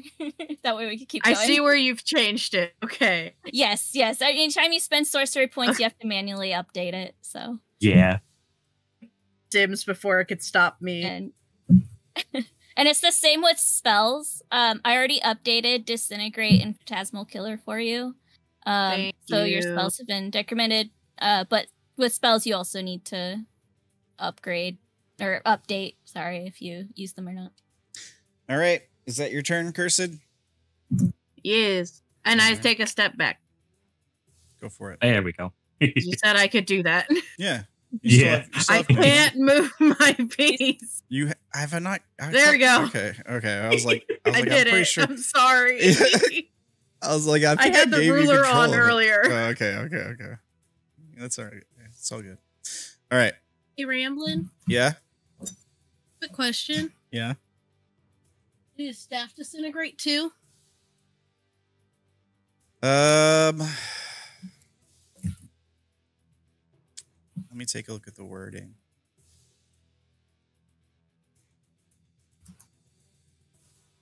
Here, I'll look it up. I'll look up the wording to the spell here.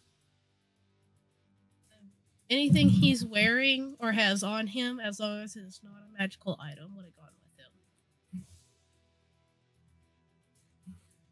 Everything it is wearing or carrying except sorium and forge enhanced gear are reduced to a pile of fine gray dust.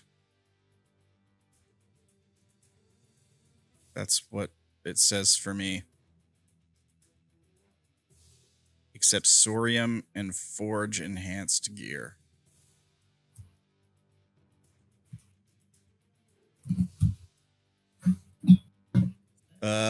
So yeah, I think the staff crumbles to dust, yeah.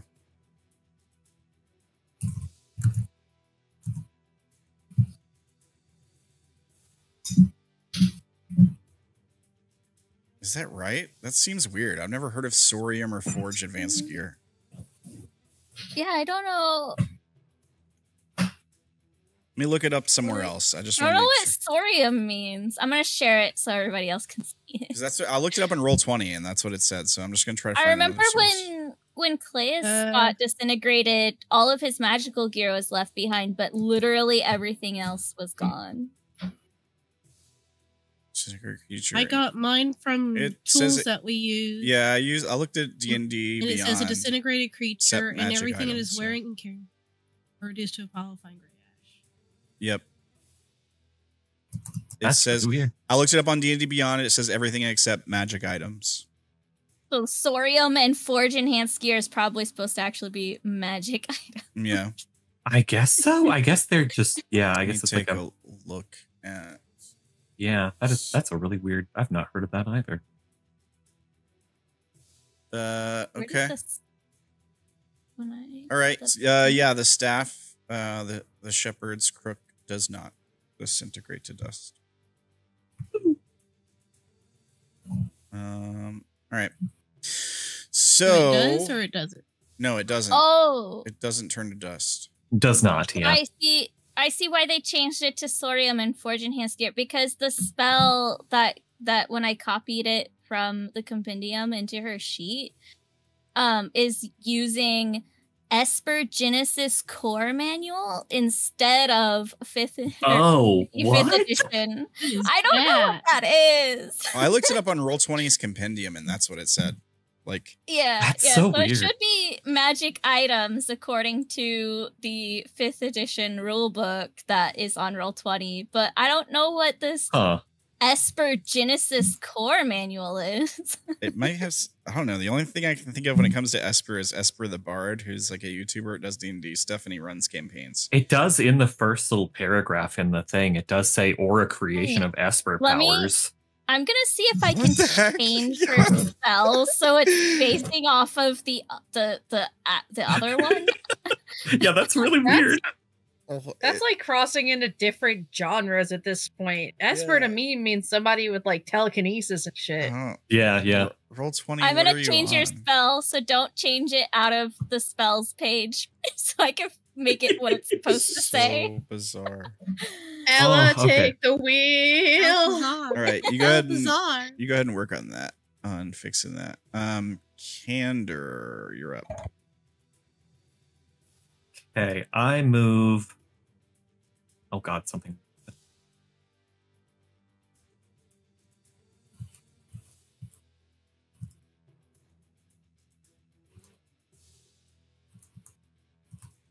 Oh, sorry. I didn't see Dead Flower talk in the chat earlier. So we'll add anything to the point shop. What's the point shop? Where you can Dead Flower. highlight your messages. Oh. Yeah, I guess we I already can. have some stuff though. We have points in the chat? Like in the. That's default for all. Oh, I see. Well, I guess I can add stuff to it. I've got 94.4k. Jesus. Oh my gosh, somebody's house is you falling okay? down. I don't know. Whoever This you is are. the second time I'm genuinely worried. I hope you're not buried under silverware, because that's what it sounds like. I'd be willing to add some stuff to the point shop. I tell you what, if you want, you can I don't know, send me a DM or reach out to me on Twitter, and let me know what you'd like to see in the point shop. And Or join us on Discord. Or join us on Discord and talk about it in the Discord chat. Yeah, I'm fine with that too. If you got some ideas for what you'd like to see in the point shop, I'll hear you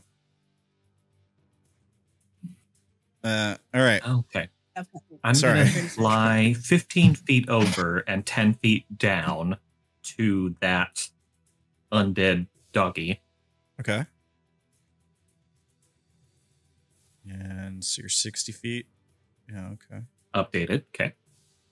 And then I'm going to attack it psychically. Yeah, he's blind. You're hidden. You have advantage. I'm going to attack it psychically with mind bullets. With mind bullets. Mind dagger, same difference. 22. Yeah, 22 hits for sure. Cool. And then I roll sneak. So Okay, total 25 psychic damage total. All right. Hey, dude, I'm gonna paint your tail pink. Don't famous. Do what? Paint your tail pink. And then I'm going to go up. So let's see. I did 15 plus 10, 25. So then I have 25 feet of movement left. So I'm going to go 20 feet up to hit 80. Okay. Yeah, that's what I was hoping to do last time, because then the round trip still works. But I was taking the least favorable height just in case. So now I'm back on plan. Okay. Making sure you're out of range. Yes. Nice. All right. Well, I think part of it was it had been so long And then since we hide. played, so we didn't remember what the range was. All right. Yeah, the dog you attacked is looking pretty rough. Okay. Say your turn. You hide. All right. 22. Good deal. And that is it. Okay. Mard will stay hidden. Doggos. Do they do anything different now that their master's gone? I mean, heat of the moment, they may not even notice yet. They're not very smart. Is it I don't registered? think. Yeah, they got like a 5 intelligence. Oh, bud. Little guy is They not just know that. that they're being attacked. Yeah. Defense They're just mode. so scary. Ed said there's food. We eat. Yeah, right. Yeah. Yeah, they are starving looking, if I remember right. Yeah, they're pretty emaciated. They are. So this one stays blind until Lucero's next turn, if I recall. Yep. Let me give him a perception check. It'll still be 15. Fails. Oh my gosh. Just barely again. Yeah. Oh my god. He doesn't know where to go. Poor Babby. Maybe he's like swiping at empty air above him or something. Oh, Trying to bud, get is this Candor. the blind one? Yeah, thinking that Candor is closer than he is, just because he felt something attack him, even if it was psychically. Psychic. The other It's one, like something hurt in this direction. Yeah, It almost makes you feel bad for it. the other one is just gonna keep attacking Lucero, I guess. Does not have pack tactics, so he does not get advantage. He also does not have the aura bonus, so Yeah, no buff from the aura. Yes. Suffer. I mean, I could roll to see if he recharges, I guess. He does not. Yeah, should, but yeah. So 2 attacks on Lucero. An 8 and a 15 both miss, I think. The 8 misses, but the 15 if you add the +5. No, he doesn't get the +5. Well, he doesn't have +5. Oh, he doesn't get that anymore? Nope. His master's dead. The dude's dead. Yeah, He's gone. Guy's dead. Yeah, so he doesn't do anything. He tries to attack at you, but he either you just can't find purchase, you're blocking him with your hammer or whatever. He just Lucero's learned like a little bit from Maki-e, so like every time he tries to bite, Lucero like smacks him on the nose like, no! yeah. No! Or God, it like thematically it like notices its dead master like across the way and is despair. Yeah, yeah, maybe. A pile of ash. That's their turn. Maki. Why ash smell like daddy? What was the purple thing that's on this guy? Oh, right, he got the chill touch on him, right? Yeah, from Cursed, yeah. I forget. How do we rule blindness? Would I have advantage on his or on my To attacks attack him? against the blind one? Yeah. Yeah, you'd have advantage. Okay, well, Maki-e is gonna run down the wall. You said it was 40 high. Yeah. Okay. Gonna run down the wall. Sure. And then she's gonna attack. All right. 20. 20 hits for sure. Because I have advantage, I get my sneak attack in. Well, just for that one. 16. Sneak attack, you suck sometimes. Okay. And then second one. Nah, you don't need to make a second one. He's dead. Oh, he's dead. Well then. I was Well waiting then, to see if you were going to stunning strike, and before I told No. you. So. No, I wanted to stunning strike on the second hit. Since I have advantage, I figured. She does.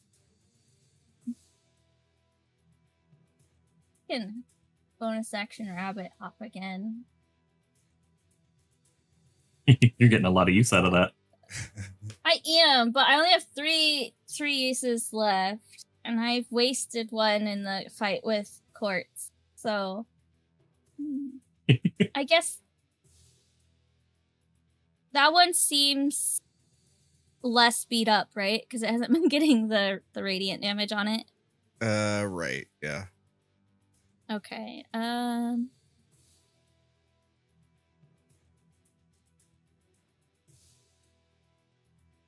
Click on a normal.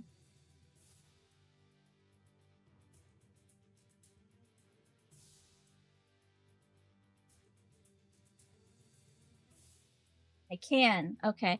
Instead of doing the second attack, Maki-e is going to spend a key point to hit herself with her non-gloved hand and heal herself.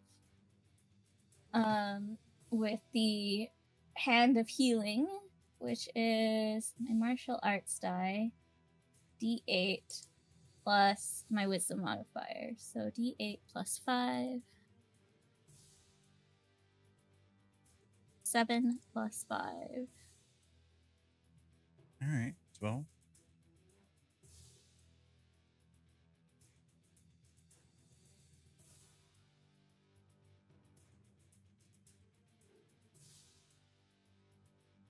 Let me just double check.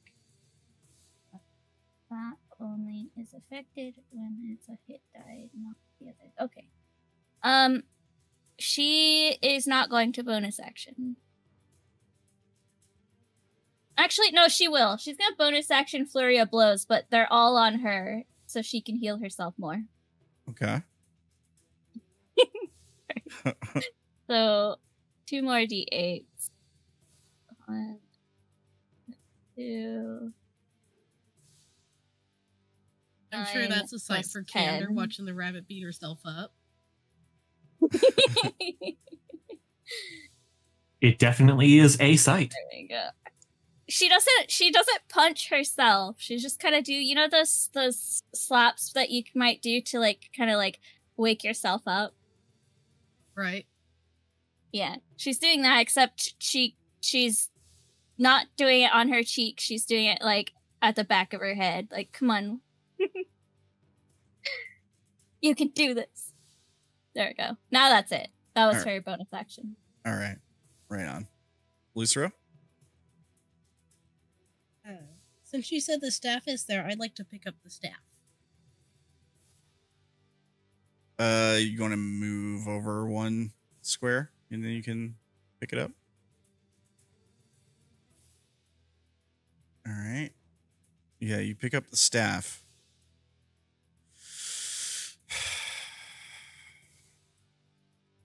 It'd be a free item interaction at least. It is, yeah. All right. I'm gonna drop Sunbeam Okay. You're to dropping do it? tongues. To do what? need to do Arcana. Did you run out That of wasn't tongues supposed to be already? advantage. It's a concentration, I think. No, it's not. No. It doesn't say concentration on it. Yeah, tongues is Well, I not- figured it's probably been an hour since this morning anyways. Yeah, that's fair. Mm. Okay. And then You probably had to have cast it before we talked to the guy then, because you wouldn't have understood him otherwise, right? I thought he was Well, speaking that's true. common. No, he would have been speaking. Infernal or abyssal. Might be. that's kind of like the common down here. Yeah. And we did have time to prepare before we started the combat too. Yeah. Yeah, that's true. I feel like if it wasn't up by the time we found him, you would have cast it then. Probably. Yeah, to keep being able to talk to Cursed and Mart anyways. All right. So that's fine. I You just don't you want to go through the chat history to find it. Yeah, it was already cast, so you don't have to cast it now. It's been so long. Yeah. Yeah. Then I'd like to try to click the staff like how he does. Okay. And look at the one doggy left and be like, stop. Okay, so make either a performance or persuasion check.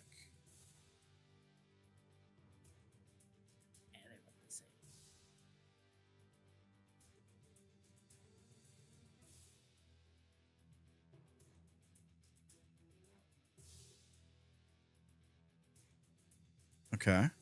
Nice. I'm gonna give the dog an insight, which is wisdom. Yeah, it's wisdom. It fails. Yeah. Okay, so It's also the only one left, so it's like heavily outnumbered. you pick up the staff, like, and when your hand touches it, you hear like a faint whispering noise. We see your face kind of tighten and grow stern, and you slam the staff on the ground just like he did. It sounds the same as he did. You yell out "stop" in a stern voice, and the dog almost like snaps to attention, like kind of sits, becomes submissive, looks straight at you expectantly. It stops what it's doing. It kind of tilts its head to the side for a second, and then it looks at the staff, and then it straightens its head out and looks back at you kind of expectantly.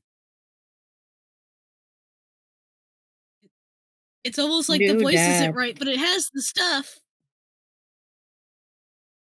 Yeah, it's conditioned. Like what you're doing is working for sure. Lucero, what are you doing? This is No, gonna, Dad like, said all hesitant- done. Reach out and pet it on the head. Yeah, like you reach a hand out and it flinches slightly at first, then looks back to the staff, and then it kind of just like resigns to you touching it. Be headed. Yeah. I'm so sad right now.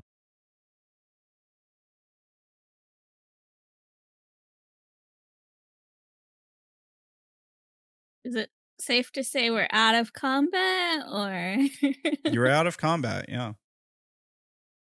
And we have new weird dog. Woo! Yeah. So like everything I'm goes gonna quiet. Keep it. What do you mean? The sounds of fighting and all the combat sort of fade away as like a silence and a calm sort of washes over the area for a moment. And you're holding the staff, you reach out, you touch the creature, you like pet it or whatever. It doesn't lean into the pet or anything. It kind of doesn't react to it. Maybe that's where we fade over to the other crew. the other group. Is there any, Um, real quick, was there anything else that he dropped, or was it just the staff is the only thing that survived disintegrate? Just the staff. Okay, He that's didn't cool. have anything else Sorry for ruining the loot. on him. No, it's fine. mean, It's perfectly fine. He was wearing some like leather robes, but those disintegrated. They weren't magic. Yeah. So, all right. That's fine. I just wanted to double check before we move over to a different scene. Yeah, no worries. All right. Let's see here.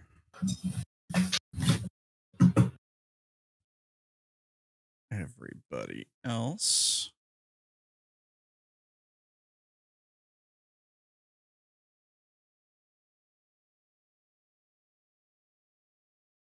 Let's just jump here first. So, Ruin, Diviners, Myrkrið, Quartz, Faithless Sorrow, Hands. You've all dealt with the threat of the blood golems in the fountain. As we fade back over to the group, what are you all doing? Besides, Following hands. you're moving furniture, but what else are you doing?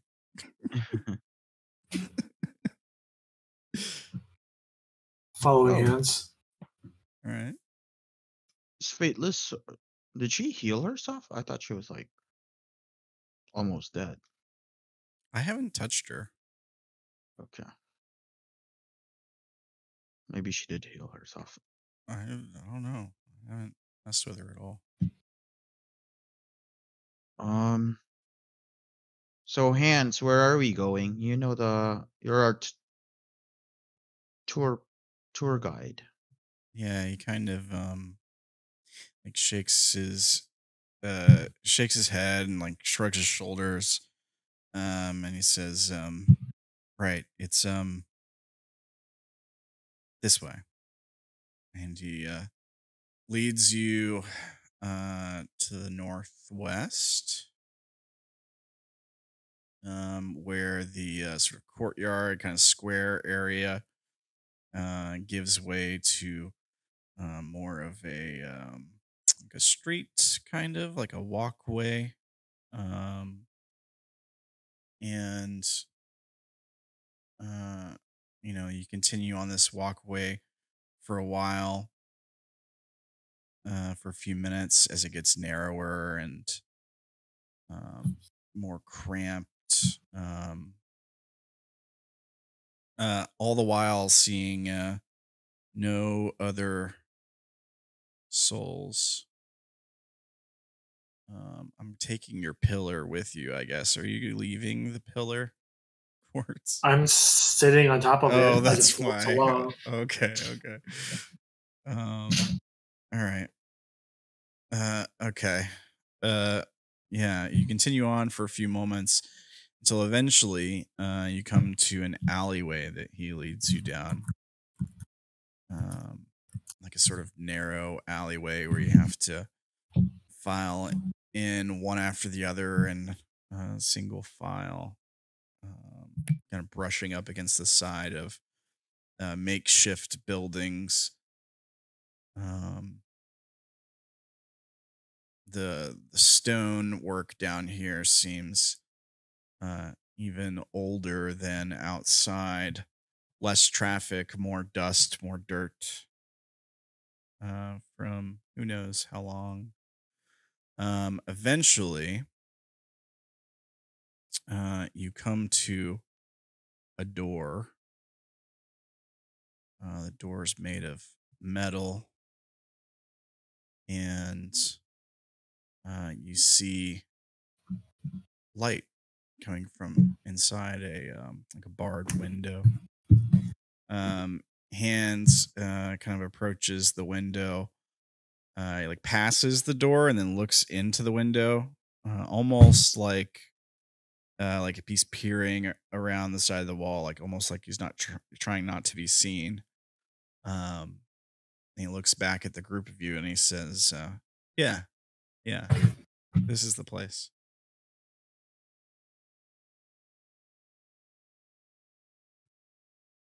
Don't just wait there. Go inside. He kind of like sighs. He says, right. Okay. And he pushes the door open.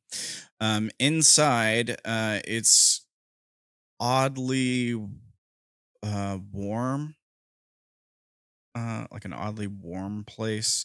There's a few lit lanterns. It's kind of clean, like the floor that you see, like a floor and a countertop. They're relatively clean. There's a bunch of goods sort of all around this countertop. There's various herbs, some of which you might recognize, maybe even some like kind of conventional foods, things that look like bread, perhaps, maybe even some like typical, like a lot of typical foodstuffs you'd expect to see in the world, for example. Stuff that looks out of place here. Across from the entryway, one thing that stands out is up on the like there's another doorway that goes back into like a storage room or like living area. And up above the archway of this doorway is this huge like mural, like engraving in the it's part of the building itself, like in the wall of a face. Here, maybe I can just show you what it looks like in here. Let me just pull you over to this screen.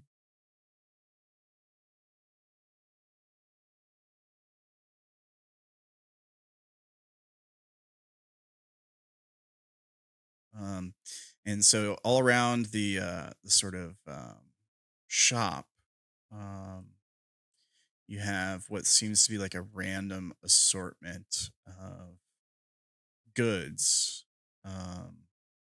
Anything from like strange looking taxidermied heads to like cookware, statues, books, mirrors, just all kinds of stuff. There's a section where there is like scrolls lined up on a wall. There's tools, even some weapons and like in a barrel in a corner. Yeah. And there's just sort of like a long pause as you all sort of look around the place. The place smells kind of pleasant, almost like the faint smell of like burning incense or like a potpourri, maybe like scented herbs, spices, perhaps. And after you all are sitting in here for a few seconds, you hear some movement, like a shuffling sound from a back room. And you hear a voice that says, do we have customers, patrons? And you see a shape kind of protrude out from a back stock room. A bleached white bald head peers out from a doorway looking into the main room towards you all. Sinister looking eyes, a kind of predatory grin spreading on their face as they come around a corner, walking into the group of you to sort of greet you. Arms raised, palms facing behind them, kind of rubbing their fingers together. And it says, "Come now, all this way. What is it you're looking for? What is it the group of you desire? I wonder." The figure looks something like this.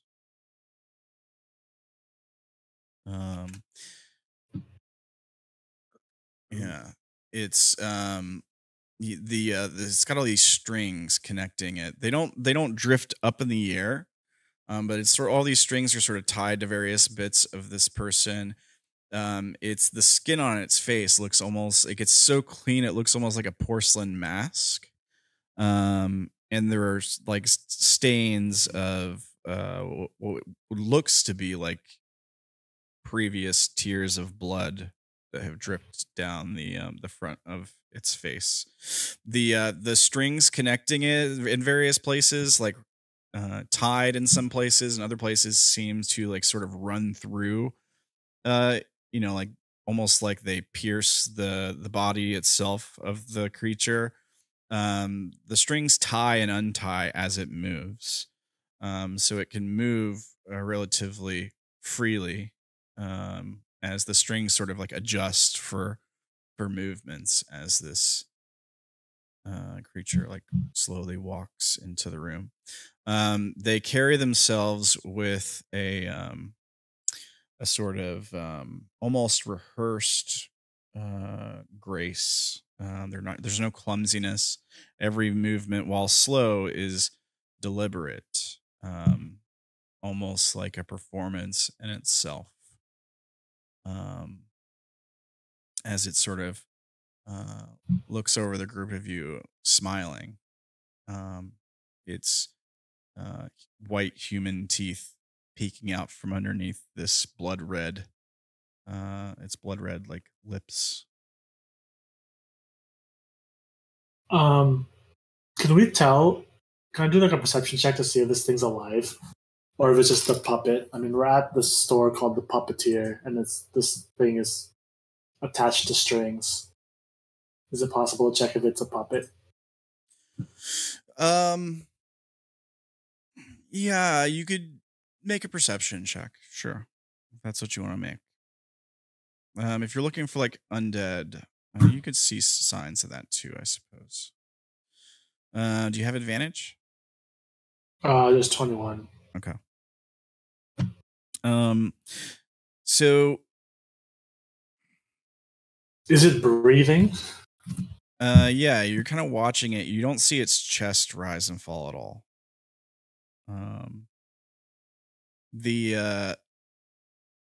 The movements, while graceful, they're not really jerky at all.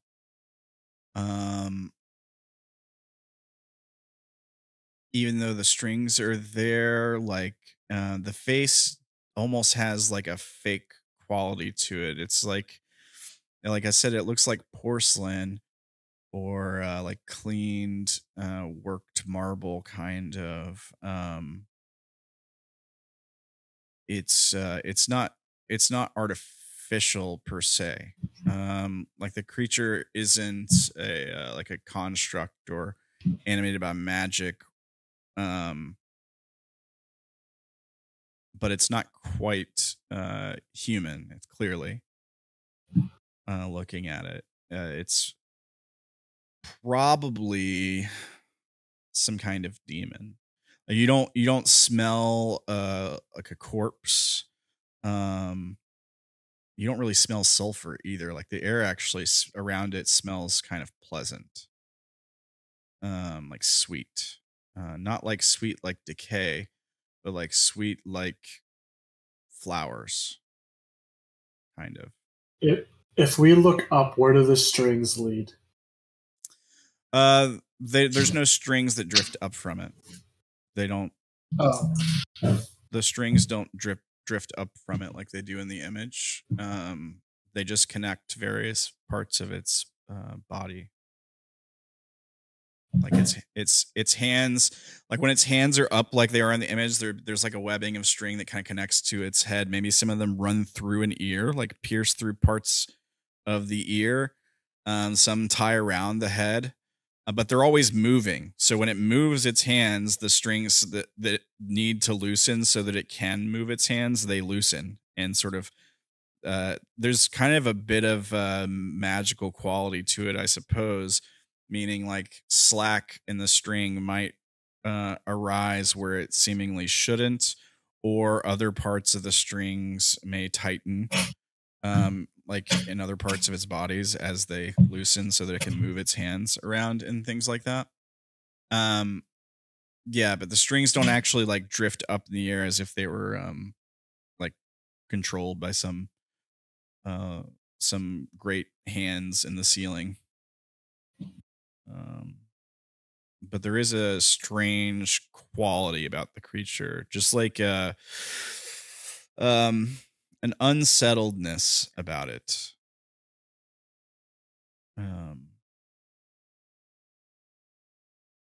Yeah, you kind of get the sense that it's happy to see you, maybe a little too happy, like eager to prey on you.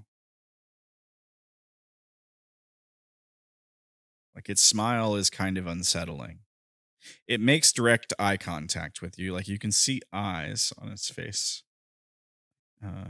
Human looking eyes. They're probably hazel in color.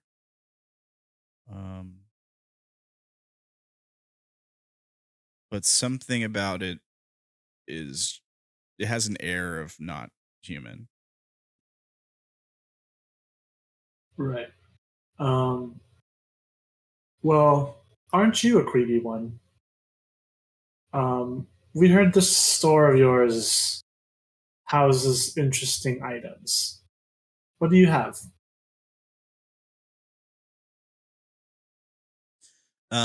It kind of sweeps a hand across the shop, like in a slow gesture, and it says, "Oh, not always about the items. Well, what I trade is different for everyone who visits. I suppose the question is, what are you looking for?" Hands kind of like audibly gulps.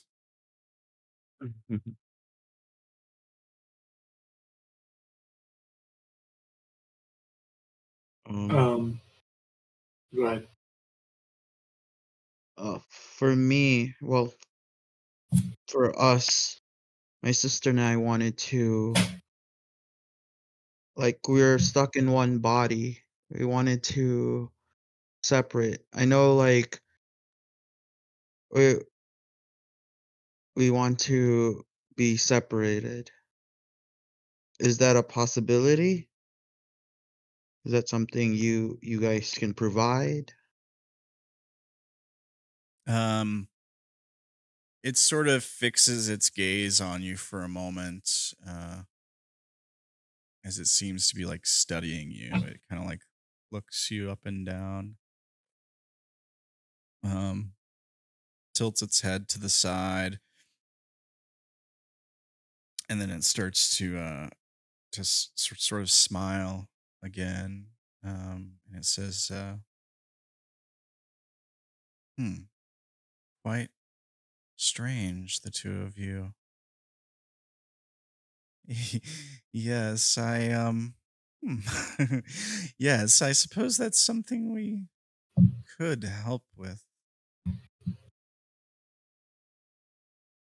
Separation of souls. Well, that's curious, I suppose, especially coming from one such as yourself, but no matter if you would.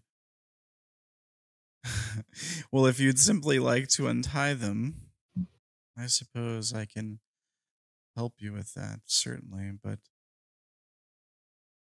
what do you have to exchange for such a thing? I mean, typically everything comes at a cost, but no, I'm afraid echoes won't do with me. I need something of equal value. So, what do you have to trade? You don't want echoes.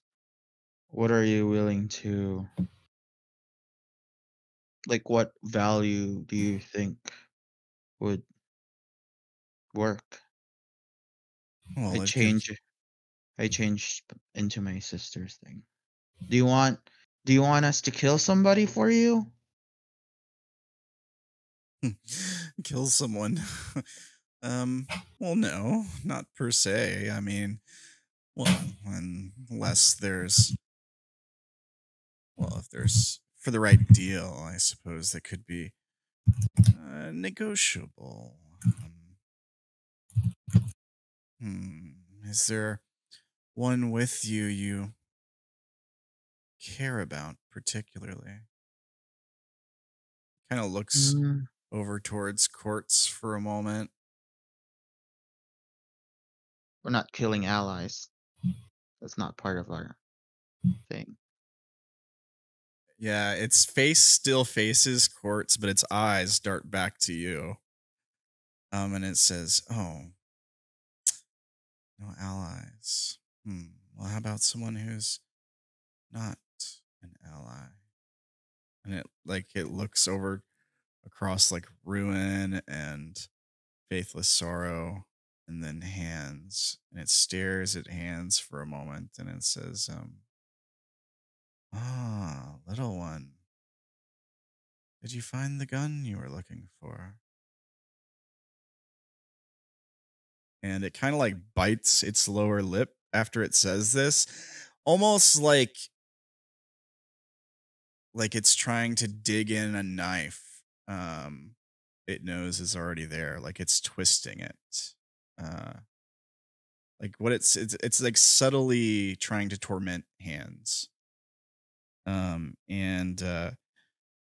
Hands says, "I did." And the shopkeeper says, "Ah, heavier than it looked, I bet." And Hands just like looks down at the ground. It focuses its gaze back on you. And it says, "Doesn't have to be a life. Could be something more abstract. Something that has meaning to you. Well, the two of you. Freedom of two souls, not just one. It's quite the task."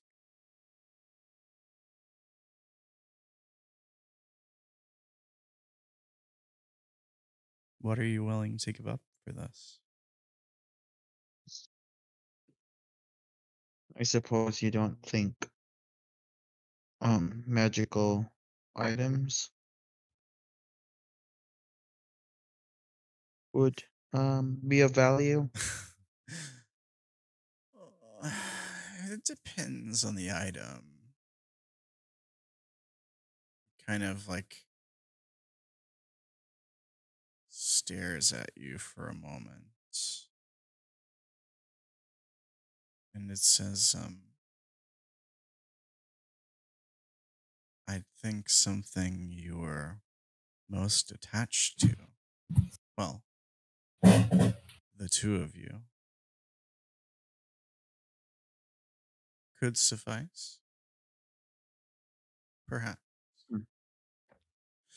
But any old enchanted sword that you found along the way that you don't depend on, well, that simply wouldn't do, would it?" Probably doesn't. Um, we've been we have this cloak and this tool and this ring that stores spells.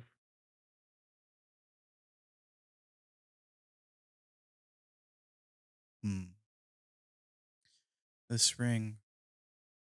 Where did you get it? We got it from heaven.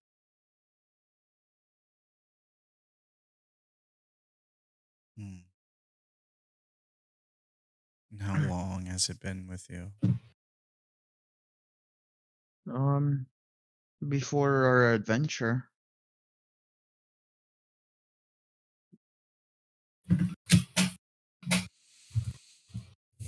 He looks interested for a minute. Well, it looks interested for a minute. But it suddenly like pulls away and shakes its head, almost like it was temporarily enthralled by the prospect of this ring. And it says, no, I'm afraid it hasn't been with the two of you long enough. Oh, would be better to take something that is, well, the two of you have always shared, don't you think? Well, there's this screwdriver. This is what, and I showed them my all-purpose tool. This was since we got turned into this body, we've had this purpose tool. It's an artisan tool. It can change into different like tools, and we've been using it for our store. We've had this since like the beginning of our change, if you would like to call that.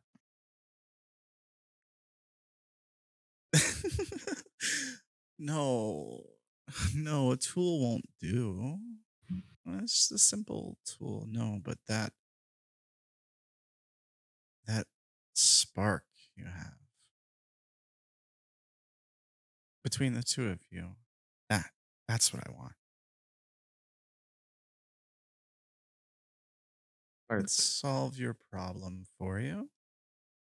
Sure. It's a breeze, really. It's a simple thing. Be done in an instant.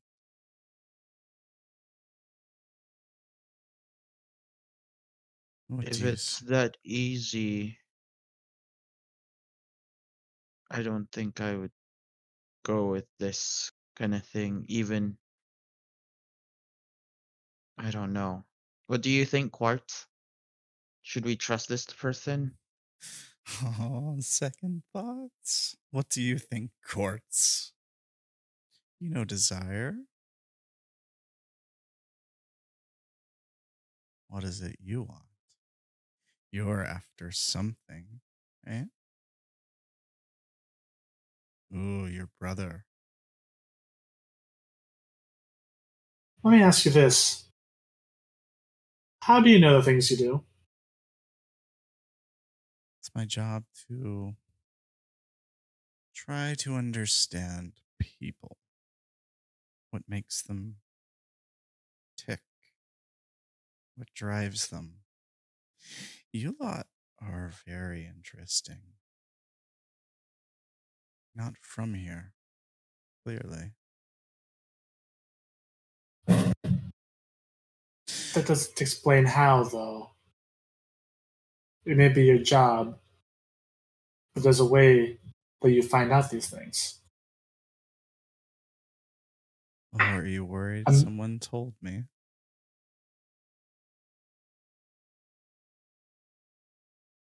Is it that someone told you? Or did you find out through other means? Have you been watching us? I'm watching you now. No. Way to state the obvious. The truth is, that's all I need. Your desires, the things that drive you, push you forward. That's written all over your face. You just need to know where to look. Seems some of you really just want to get home. But will you make it before it's too late, I wonder?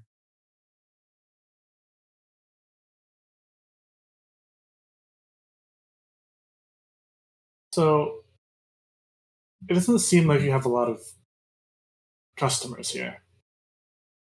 And you've been very what's the word for it? Creepy, yes. You said that already. Oh, I was going to say nondescript about how people pay you. What was the last... How did the last customer of yours pay you? It kind of smiles as if like thinking about a fond memory.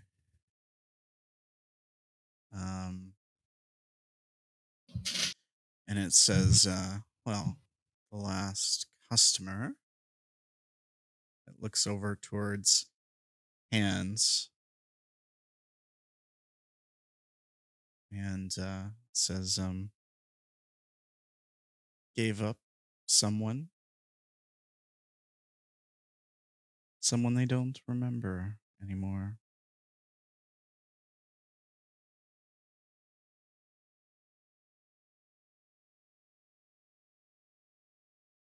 That's what we took it from them. It's payment. Quartz is going to point to hands. Is this your last customer?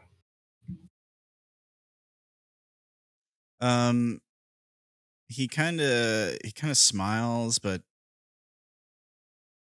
almost like avoids the question. Says, "No, it isn't very polite to talk about other customers' business. Not in specifics."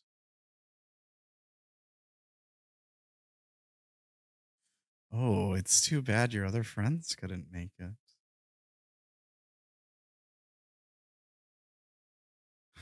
No, it would be too easy of a deal with them, I think.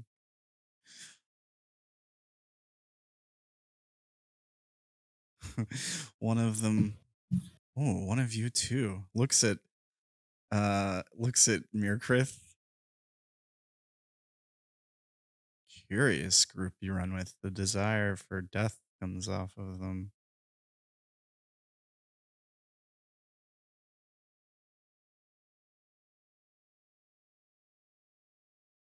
Myrkrið sees him looking. He stares back hard. Yeah, he says, he kind of like, he gets a little bit closer to you gently. And he says, almost like a whisper. He says, I can give you what you seek.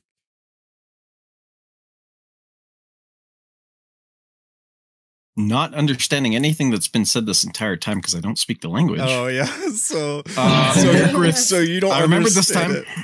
Court. That's why he's just bored and looking around. Wait. So he just like gets uncomfortably close to you, like slowly, gently, like leans in. Yeah, he's speaking Infernal and Abyssal. I can't speak of either. So of I those. can't speak that too. Oh, so you haven't been able to communicate either. It's fine. I thought he could speak it. Most of the people who can communicate went with our party, and it's just Quartz, I think, who can communicate. Yeah, in your party. I remembered this time. I remembered this last week, but this is why I wanted Quartz here. The moment that Myrkrið looks super confused, I would translate everything the guy is saying to him for him. Okay.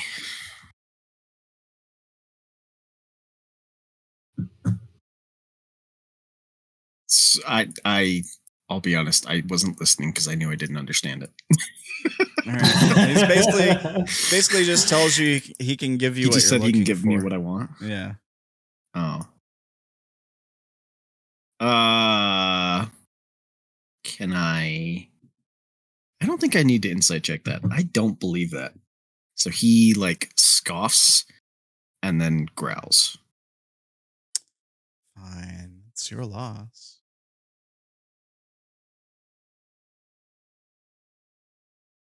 I think my friend here doesn't believe you. It's not like you've shown us what exactly you can do and how you can do it.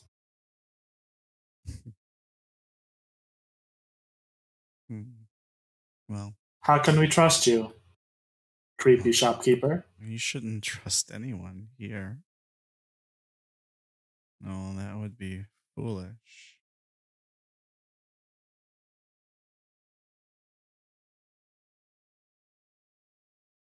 So then you're wasting our time?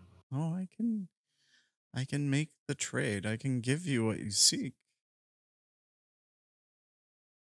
Like I said, everything comes with cost.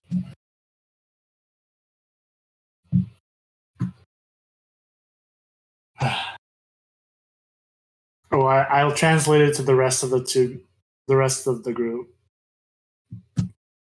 and sort of like leaves it up to them. I tell them that I don't know about this guy, but I could you have. guys are seeking something. Says, I could have saved your friend. You know, such a shame.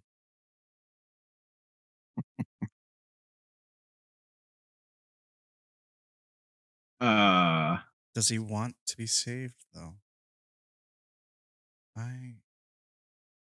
When is he referring to? Quartz. Assume Lucero. Yeah, I'm assuming he means Lucero.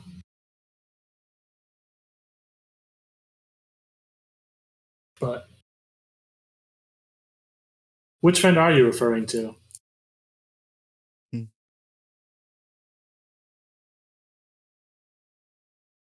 One that carries the hammer. Gimli. And the chain.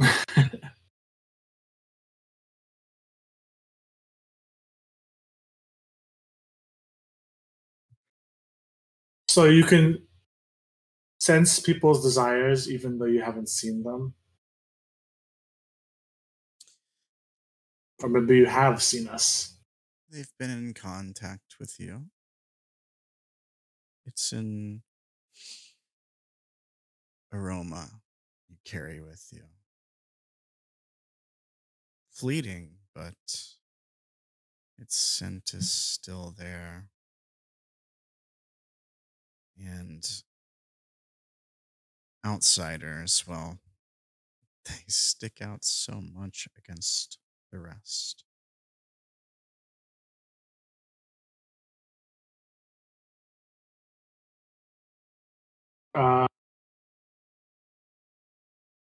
Let me ask you this.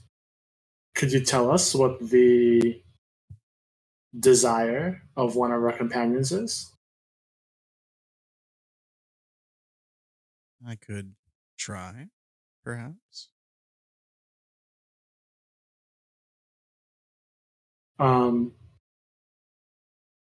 You say you can smell desires off of us. Can you smell anything in the ways of a small rabbit?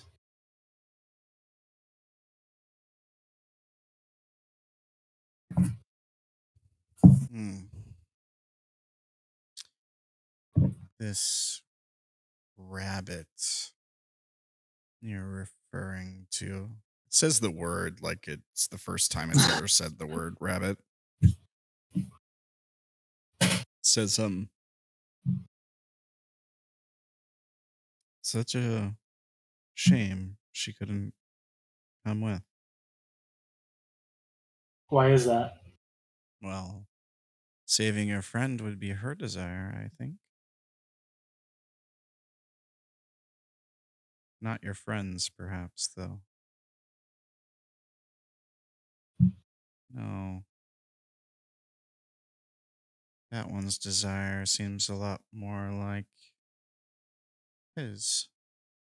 It says, looking at Myrkrið.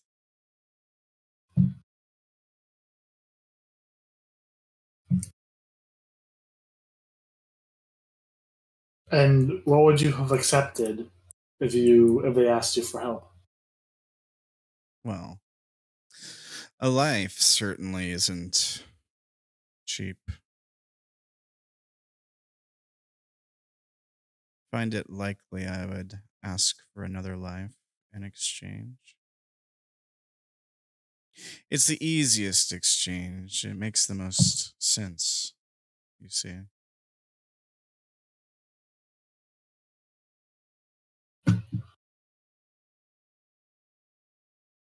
And when it comes to lovers, so it's always so interesting. Take one to save the other. Oh, it's such a fun game to play. Ask him if he wants to trade his life. Trade your life?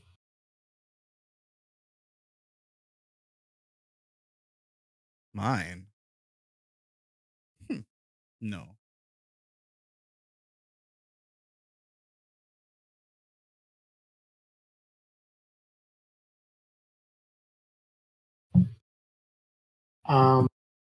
Actually, it seems so. At first, it makes us. It's like, no, of course not. Then, its face changes. It almost look like it thinks about it, and it starts to grin, and it says, "Why do you place value in my life?"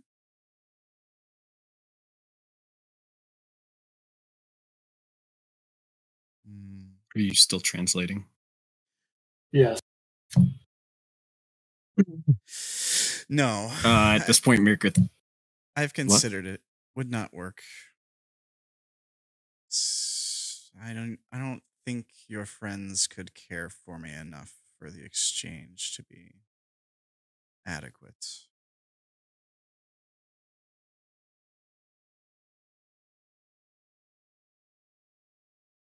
Without breaking his stare at this thing, he just says to Quartz,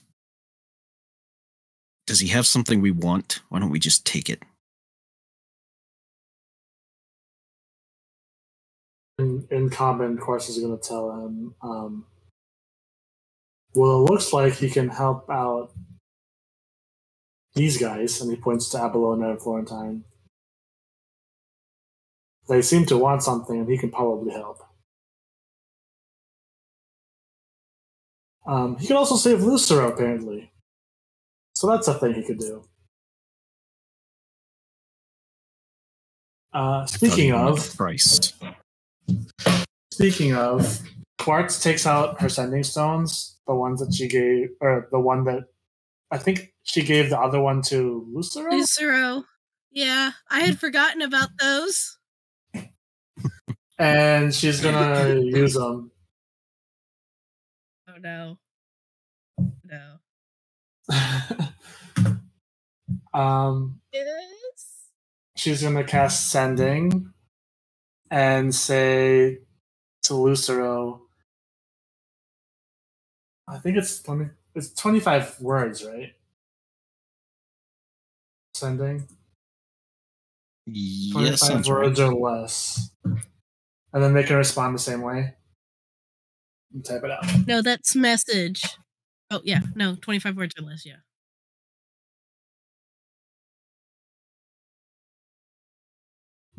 I'm going to type it Yeah, out. it's 25 words.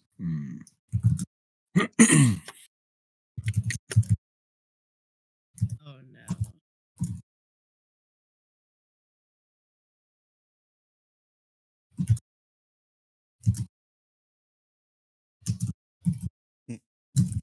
Creepy shopkeeper, his official title, huh? He's a bit of a creep, let's be honest.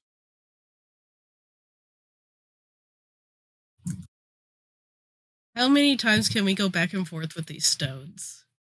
Once per day? Each of you can cast it once per day, I believe. Once per dawn. Yeah. So I think Quartz can cast it, and then as per the spell, you could reply for free, and then you would have to cast it again to give Quartz another reply after that.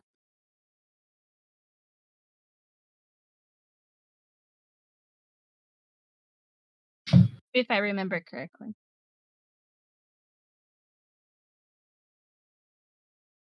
So Quartz is gonna say, found someone that can save Lucero. Look for the puppeteer. He's creepy, but if you want to live, it's an option. Ask Cursed where.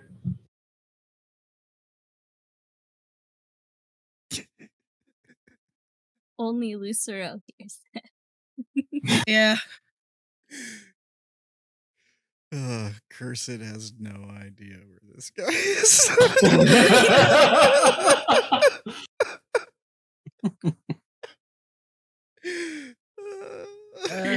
Ask the one with amnesia. Yep. Maybe Mars knows. Yay, plot device.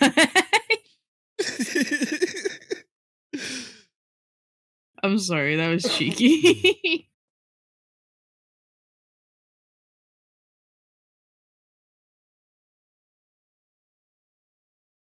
Go ahead, Lucero. Ask me. Sure, You you know- can. Yeah, you can do that now. Lucero would have if Lucero wants to respond, I think Lucero has to respond. Oh Yeah, no, that's right. The immediately, cast yeah. You Right have to away. cast. Like, he doesn't have to cast. He can respond. If I'm remembering sending correctly, he gets a free response, but it has to be done within a certain. Yeah, that's what I'm trying to think of. Excuse me. And then you can also cast it once yourself. And I also feel like Quartz would have remembered that Curse doesn't remember anything, and maybe said Mard instead, if you want. Oh, Mard's with you? Yeah, Yeah. Mard is. With us. Yeah, I would have. He is. Isn't I Mard forgot worse was than a me? was a thing who was with you. Mard Mard is is the one who weak, hid. and yeah, she's not able to fight, but she hasn't lost her memories like you have. Yeah, I Oh, probably would have said Mard instead. Not entirely true. Remember why? Who was with me? Remember, Oh, you're right. What's his face stabbed her to death. yeah, and like one Never of the mind. Mard has said that the reason they can't fight is because they don't remember how. That's what Mard has True. said. So maybe she doesn't remember where the puppeteer is either. Never mind. Oh,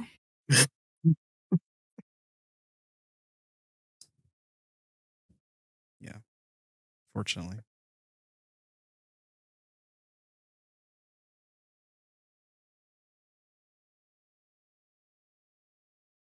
Does Lucero respond? Yeah, I'm trying to make sure it fits. Word counts suck.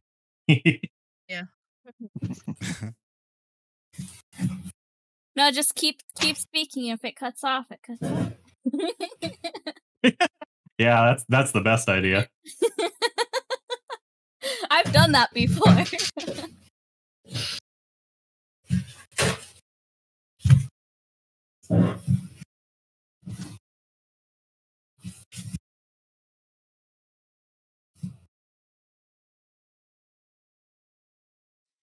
So you get this message from Lucero. Lucero, do you want to read that out for us, Lucero? The Arcana have decided fate. Who are we to recast the dark? Are you even sure this source is trustworthy? When you get this message, the puppeteer is watching you. Like, look, not like, well, they're looking at you, but every time they're looking at you, it's almost like they're studying you a bit too uncomfortably. You get this message from Lucero, and the puppeteer like audibly scoffs, like, huh.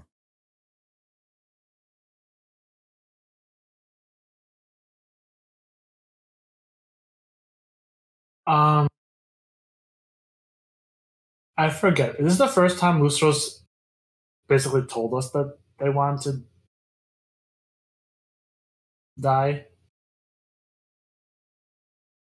pretty much outright, yeah. This is the first time, right? No, Yeah. well, I don't know if he said it only to Maki-e or like to a certain number of people, but he did say They've made something allusions. that They've made allusions to, but they've never flat out. They've never basically flat out said, "Let me die." yeah, because I remember Maki-e said, "Is that really how you feel?" or something like that. Like you would rather die than Continue to be chained. yeah. But I don't know who all was around. I think Quartz was already asleep. I think it was just Maki-e at that point. And then they never brought it up again because Maki-e got so upset at that. Yeah. Quartz is going to turn to Myrkrið and everyone else and say, "Yeah, it seems like Lucero has given up and resigned to die. So if that's her wish, that's her desire, then who am I to go against it?" Myrkrið just sneers.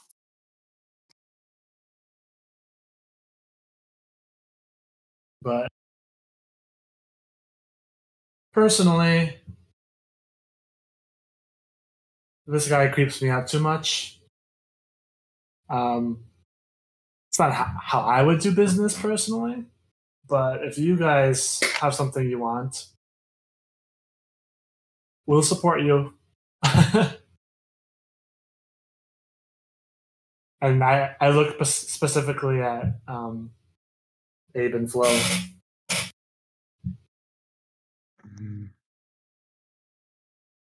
I don't think we should work with this fellow.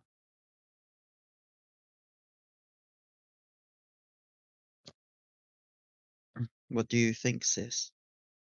And then I change back. I'd rather leave. I'd rather be with you, brother. And then they step back.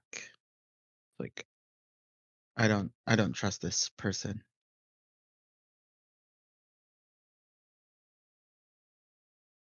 Well, he did straight up say not to trust anyone, which includes him. I mean, like I said, I wouldn't conduct my own business this way because it's just telling people not to trust me. But that's how he does things, then we don't have to be a part of it. Are you saying all this in common? This is all. Yeah. Well, I mean, they can't understand me otherwise. Yeah, about the puppeteer doesn't understand you either, I guess. So what was the point of this?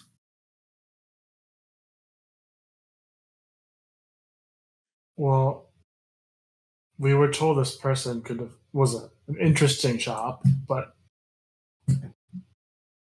I guess everything here, at least down here, isn't really safe for us. So maybe it's our best interest to try to find a way out as soon as possible.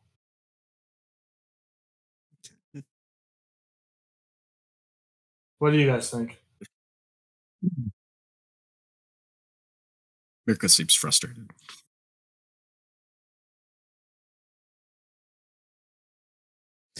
Yeah, the puppeteer like looks at you all when you talk, and kind of like it doesn't understand what you're saying, but like looks you up and down, almost like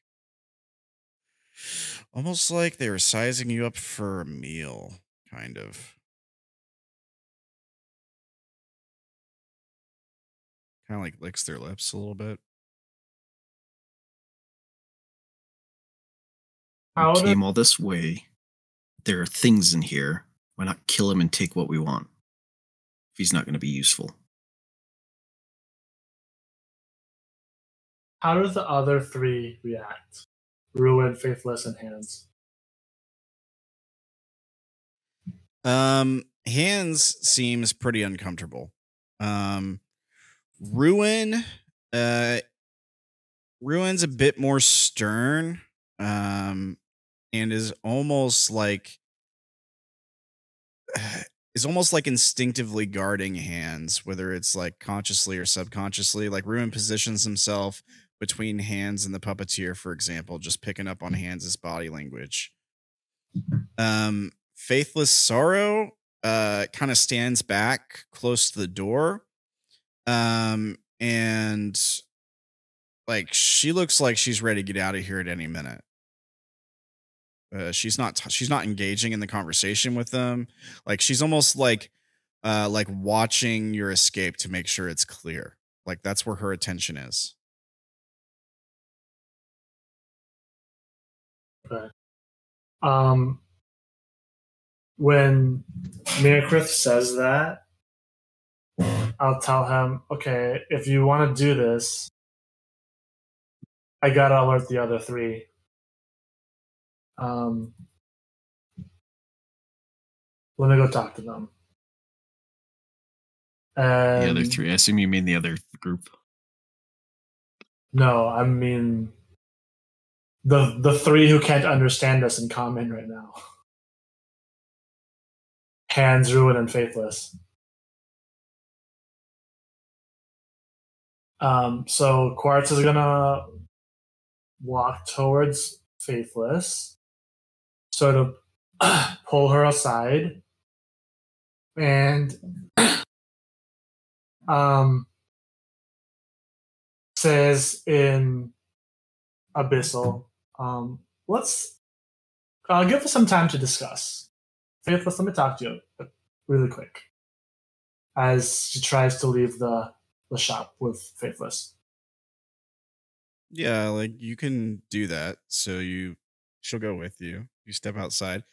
The puppeteer says, it kind of grins, looks Myrkrið up and down again, giggles slightly, and says, take all the time you need.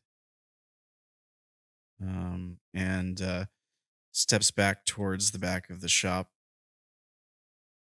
where there's like a standing mirror, and is kind of like looking into the mirror and turning their head side to side, like looking at their reflection.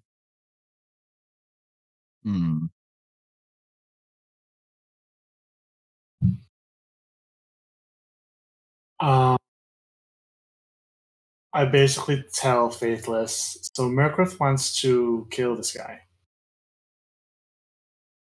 Once they're outside, of course. Shocking news to nobody. Yeah.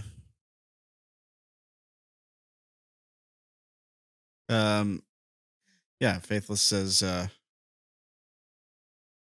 okay, are you sure that's a good idea? Honestly, I don't think so. We don't know how powerful this guy is. It seems like Hands is definitely scared of this guy. But we did go all the way out here. Well, he definitely seemed uncomfortable. Look, I don't understand what we benefit from killing him, though.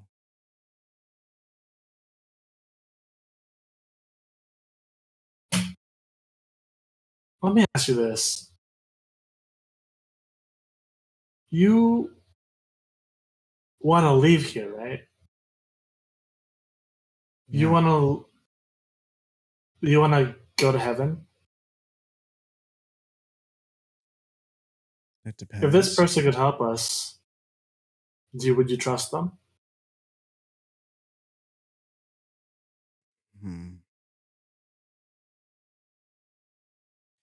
For me, it's not about going to heaven necessarily, as much as it is about getting out of here.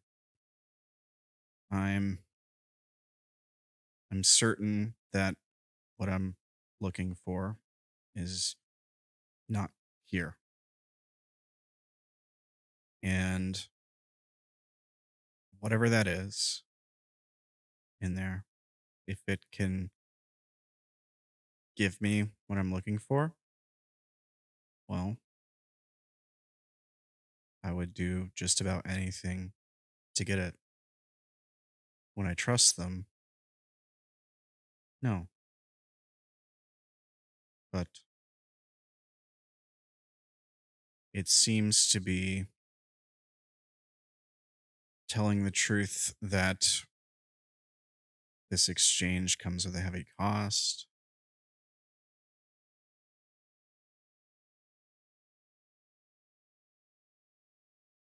It's Okay. It's giving us an option of how to pay. If it wanted, I suppose, it could be dishonest. It could tell us it was giving us these things for free, for example, and then take what it wants, even if these things are memories or bonds between us or whatever abstract thing it seeks in exchange. But I think it's telling us for a reason. It has to be a willful exchange. At least that's what I suspect.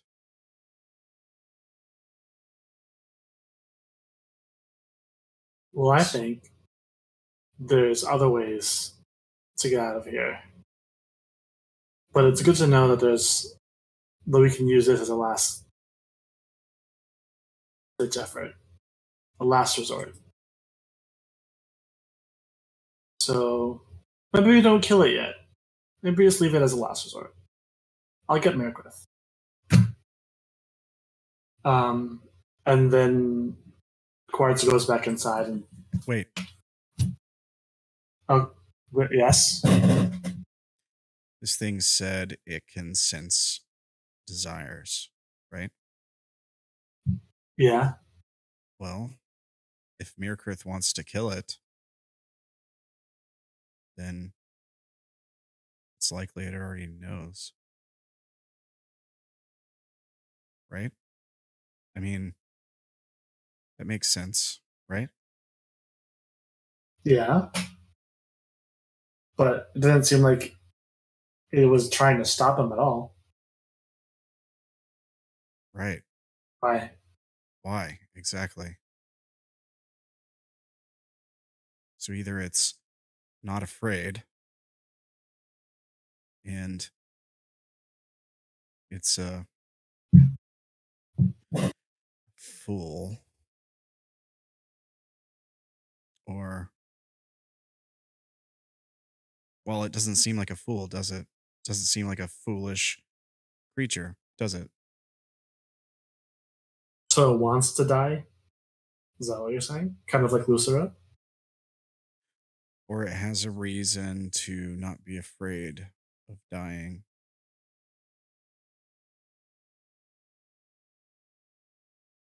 As in we can't kill it. Perhaps.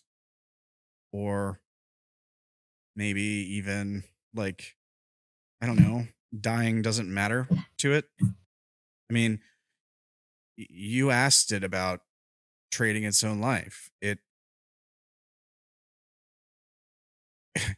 almost seemed humored by the thought of it.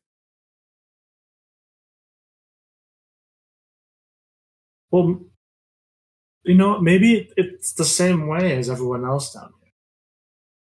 When you guys die, you just come back to life. But maybe it's the same way.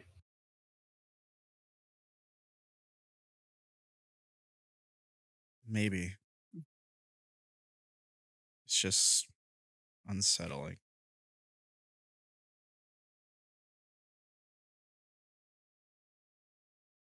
I don't like it. Either way, it feels like we're in agreement. We don't kill it. And if we need to, like really, really need to, we can always come back. But we don't need to make enemies right now. At least we know it's an option. Right? Right. Okay. Okay. Quartz is gonna go inside. What does she see? Yeah, when you walk back Blood in, and fur everywhere. No. yeah. Assuming that the folks who stayed in haven't done anything too crazy, the puppeteer is still looking into the mirror, almost like posing, like sort of like sashaying back and forth, in a sort of oddly like playful but disturbing kind of way. And it occasionally every few seconds it kind of like laughs. And then when you come back in, it's still doing that for a few seconds, almost as if it's forgotten the group of you were there entirely. Before it sort of glances back in your direction and says, "Oh, yes. Have the group of you come to a decision?"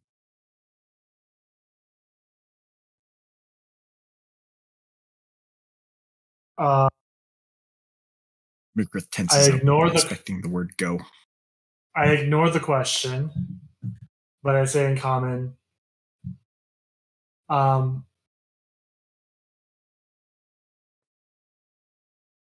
I don't think we should kill it.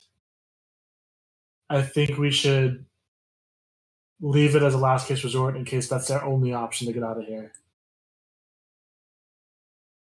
Plus, if you do kill it, who's to say it won't come back to life like these guys? And then she motions towards Hands and Ruin. And then come after us. Myrkrið. I can get creative. Creative how? Keep killing it until I find one that sticks.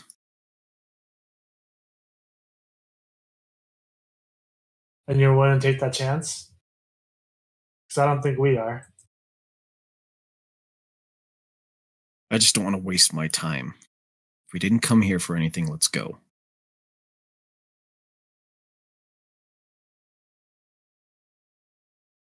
Let's go find the others then. At least we know this is here. Just in case.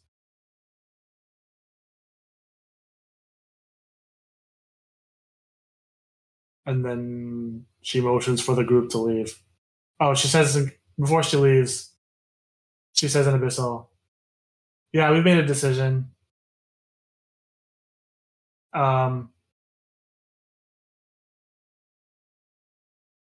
Our decision is to not do anything yet. You may see us in the future, but not yet." It looks like almost like deeply saddened and hurt. Like you swear you see like tears well up in its eyes for a second as its like uncomfortable happy grin on its face fades to a frown that is equally as unsettling and almost a performance in its own. And it says, "Aw, so soon? Well, I'm sure you will come to understand the value of what I can offer. Like your friend." It looks at Hands.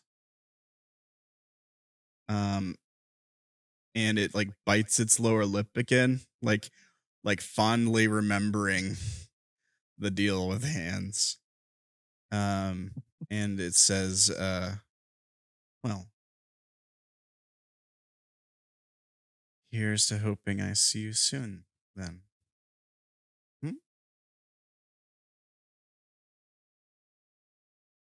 And then the door closes behind us.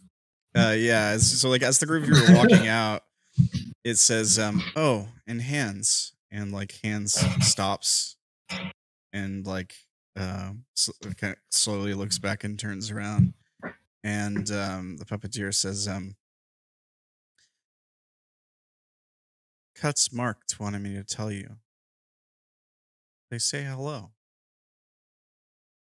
And Hands goes, "Who?"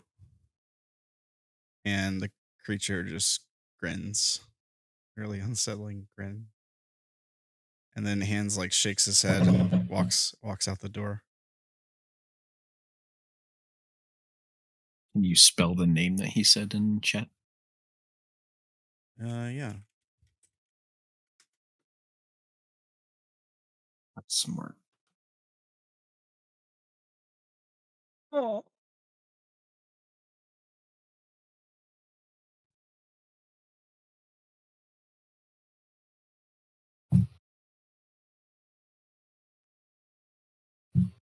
Yeah, and I think the camera stays in the shop with the puppeteer as you all exit. So like the door closes, and we just get this shot, like a zooming out shot of the puppeteer, like watching you all walk away out the window, with like an eager anticipation on their face. And maybe that's where we end tonight's session. Since we're at time. Well, I hope you guys had a fun session today. The combat took a little bit longer than expected. I thought maybe we'd wrap it up in an hour tops, but that's okay. I think it was a good session. We got a little bit of combat. We got a little bit of RP. I hope you guys enjoyed the puppeteer. Very creepy and unsettling, yes, but yes. Fun nonetheless. I hope. Andrew is going to be sad he missed it. Yeah. Just wait until Maki-e finds out. Nobody has to tell her. Oh, geez. That'll go fine, I'm sure. Well, thank you guys for playing. I think you guys all did a fantastic job. Let's go ahead and go over XP, I guess. I wasn't planning on doing that first, but we can do that now. So we got combat. I'm pretty sure Wombat. I'm pretty sure it was a deadly encounter. So what? Go ahead. What were you gonna say? You were gonna say it is a deadly encounter. You said it last time or something like that. That's what you're gonna say, right? I was gonna be like, it better have been. I think it was. So here, I'll check just in case. Okay. Especially when she threw in those shadows. Well, the shadows are summoned by the first creature, so you don't technically count them for the CR. I don't think, because it was. Yeah. Well, also they're only like a 1/2 or something CR. They're really low. Yeah, because I think technically all of the ones that summon are supposed to take that into account in their own CR. Exactly. Right. So it would just be the shepherd and the 3 dogs. And how many of you were there? 1, 2, 3.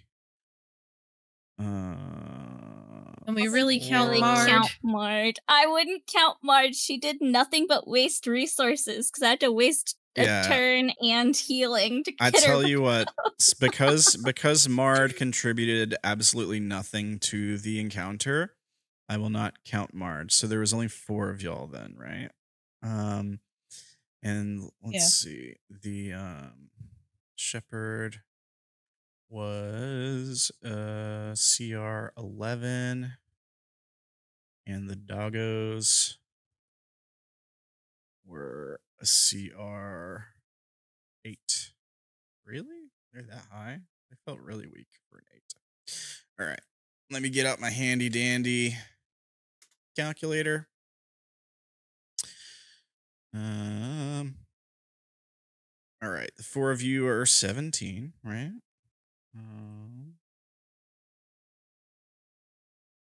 Boop, boop. Yeah. All right, so let's do that. We had 3 of those guys. And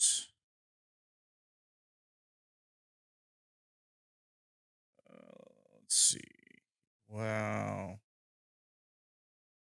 Here, let me do this for a second. Sorry, their cameras might be frozen for a second. If they are, I apologize. I just really need a big screen for this for 1 second. All right. Yeah, it was definitely deadly. It was actually just barely over deadly for 4 folks. So the adjusted XP for that is 37,800. The deadly threshold is 35,200. So just barely over deadly. So you're going to get 4 XP for combat. And this goes to everybody, whether you're in the fight or not. I'm going to give y'all another 3 for RP. I really enjoyed the RP today, especially at the end there. Deciding if to kill someone or not.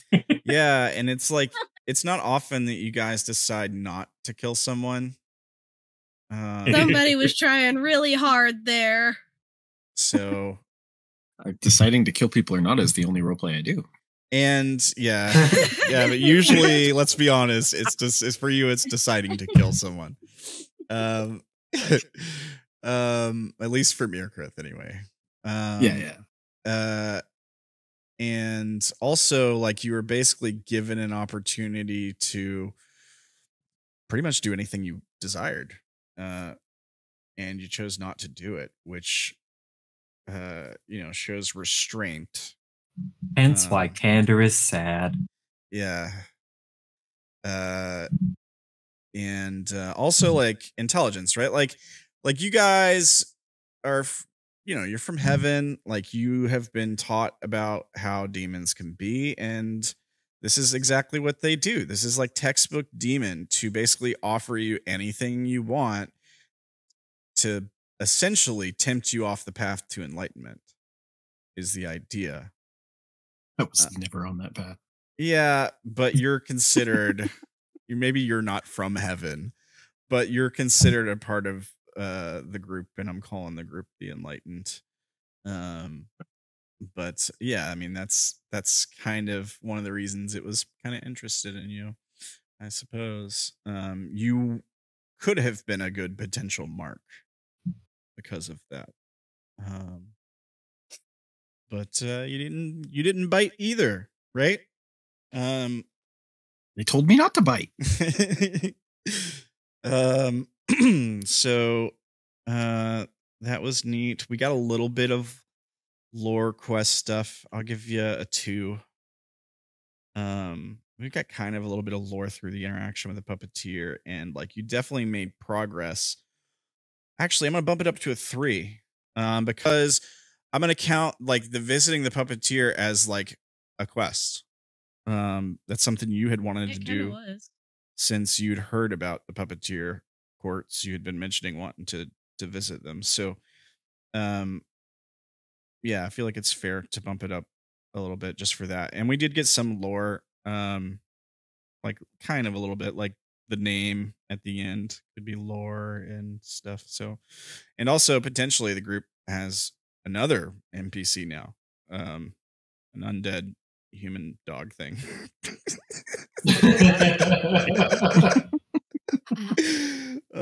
So that could be interesting.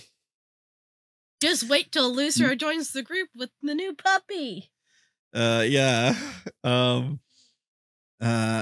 Cool. Cool stuff. I mean, there's lots of cool stuff with the combat today. I thought the disintegrate was cool. The sunbeams were pretty freaking cool. The Candor, like flying down, attacking with psychic blades, and then like disappearing up into the darkness of the void itself. Hit and run. Taking advantage. Yeah, like hit and run is the best way to go for a rogue or a bard. Yeah. And I am both. Yeah. A lot of that stuff was pretty cool, running up and down the cliff. And yeah, I mean, like a lot of the stuff going on today's session was pretty cool. I thought a lot of the talking with the puppeteer was cool, like the way all the characters sort of approached it, and sort of like the tension that was there, even though like the combat never really broke out. It was a cool scene. So it's hard to imagine today's session being cooler. So I'm going to give you full 4 for it, which I think I don't know if I've ever given you a full 4 for cool. I think you did once. I think we've had another really cool episode, but I can't remember it off the top of my head, which I think it was is sad because it earlier. must have been cool. Yeah, yeah, it's hard to think of right now. But I think overall it's a pretty cool episode. So you guys get a lot of experience today. So that's 4, 3, 3, 4. So 8, 11, 14 XP. That's kind of a lot. It's kind of a lot of XP. So you guys will get that. Now, you guys did a great job playing today. I can't wait for next session. Good job, everybody. Thank you guys for watching. I saw some familiar faces in the chat today. That's always neat. Like Dead Flower was back in. It's good to see some of y'all.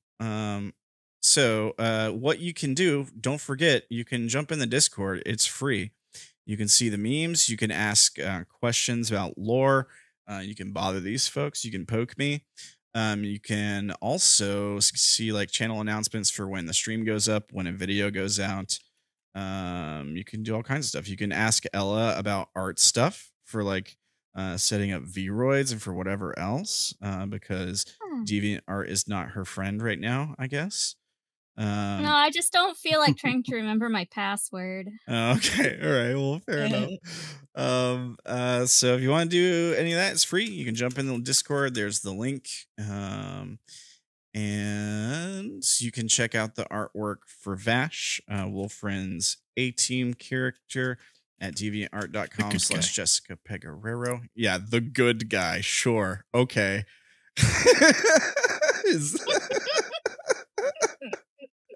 Like I said, he brings him back when he kills him. yeah, but he doesn't heal the emotional damage.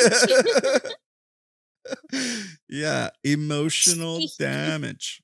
Yeah. What does kill you doesn't make you stronger. You can also head on over to Joeann's pages at Instagram, TikTok, and coffee.com/Asawan's Designs. If you liked the art you saw for Cursed today, you'll see a bunch more art you like over there. So go check it out. Give a follow. Say hey. Tell her we sent you. And you can find me around the internet. I feel like if you're watching, you know where to find me.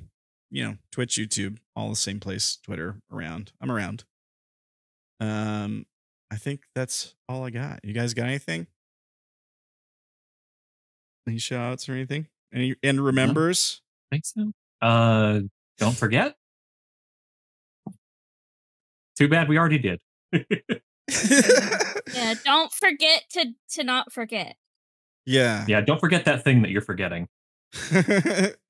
Let's see. Wednesday we'll be back with some more Broken. Starting next week, we're gonna be off Forest of Flesh for a couple of weeks, but we might play some games or a one shot or something. I'll try to keep you guys posted on that. I think we're waiting for folks to decide what we're gonna do. But Forest of Flesh will be back in a couple of weeks. So I think the mystery one on the poll.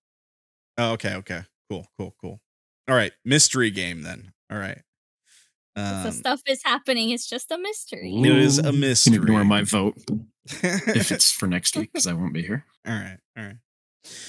Well, thank you guys for watching. Thank you guys for playing. It's been fantastic. Love you guys. Everybody have a great night and a good week, and we'll see you next time. Bye, folks. Bye-bye. Peace. Bye. Bye, guys.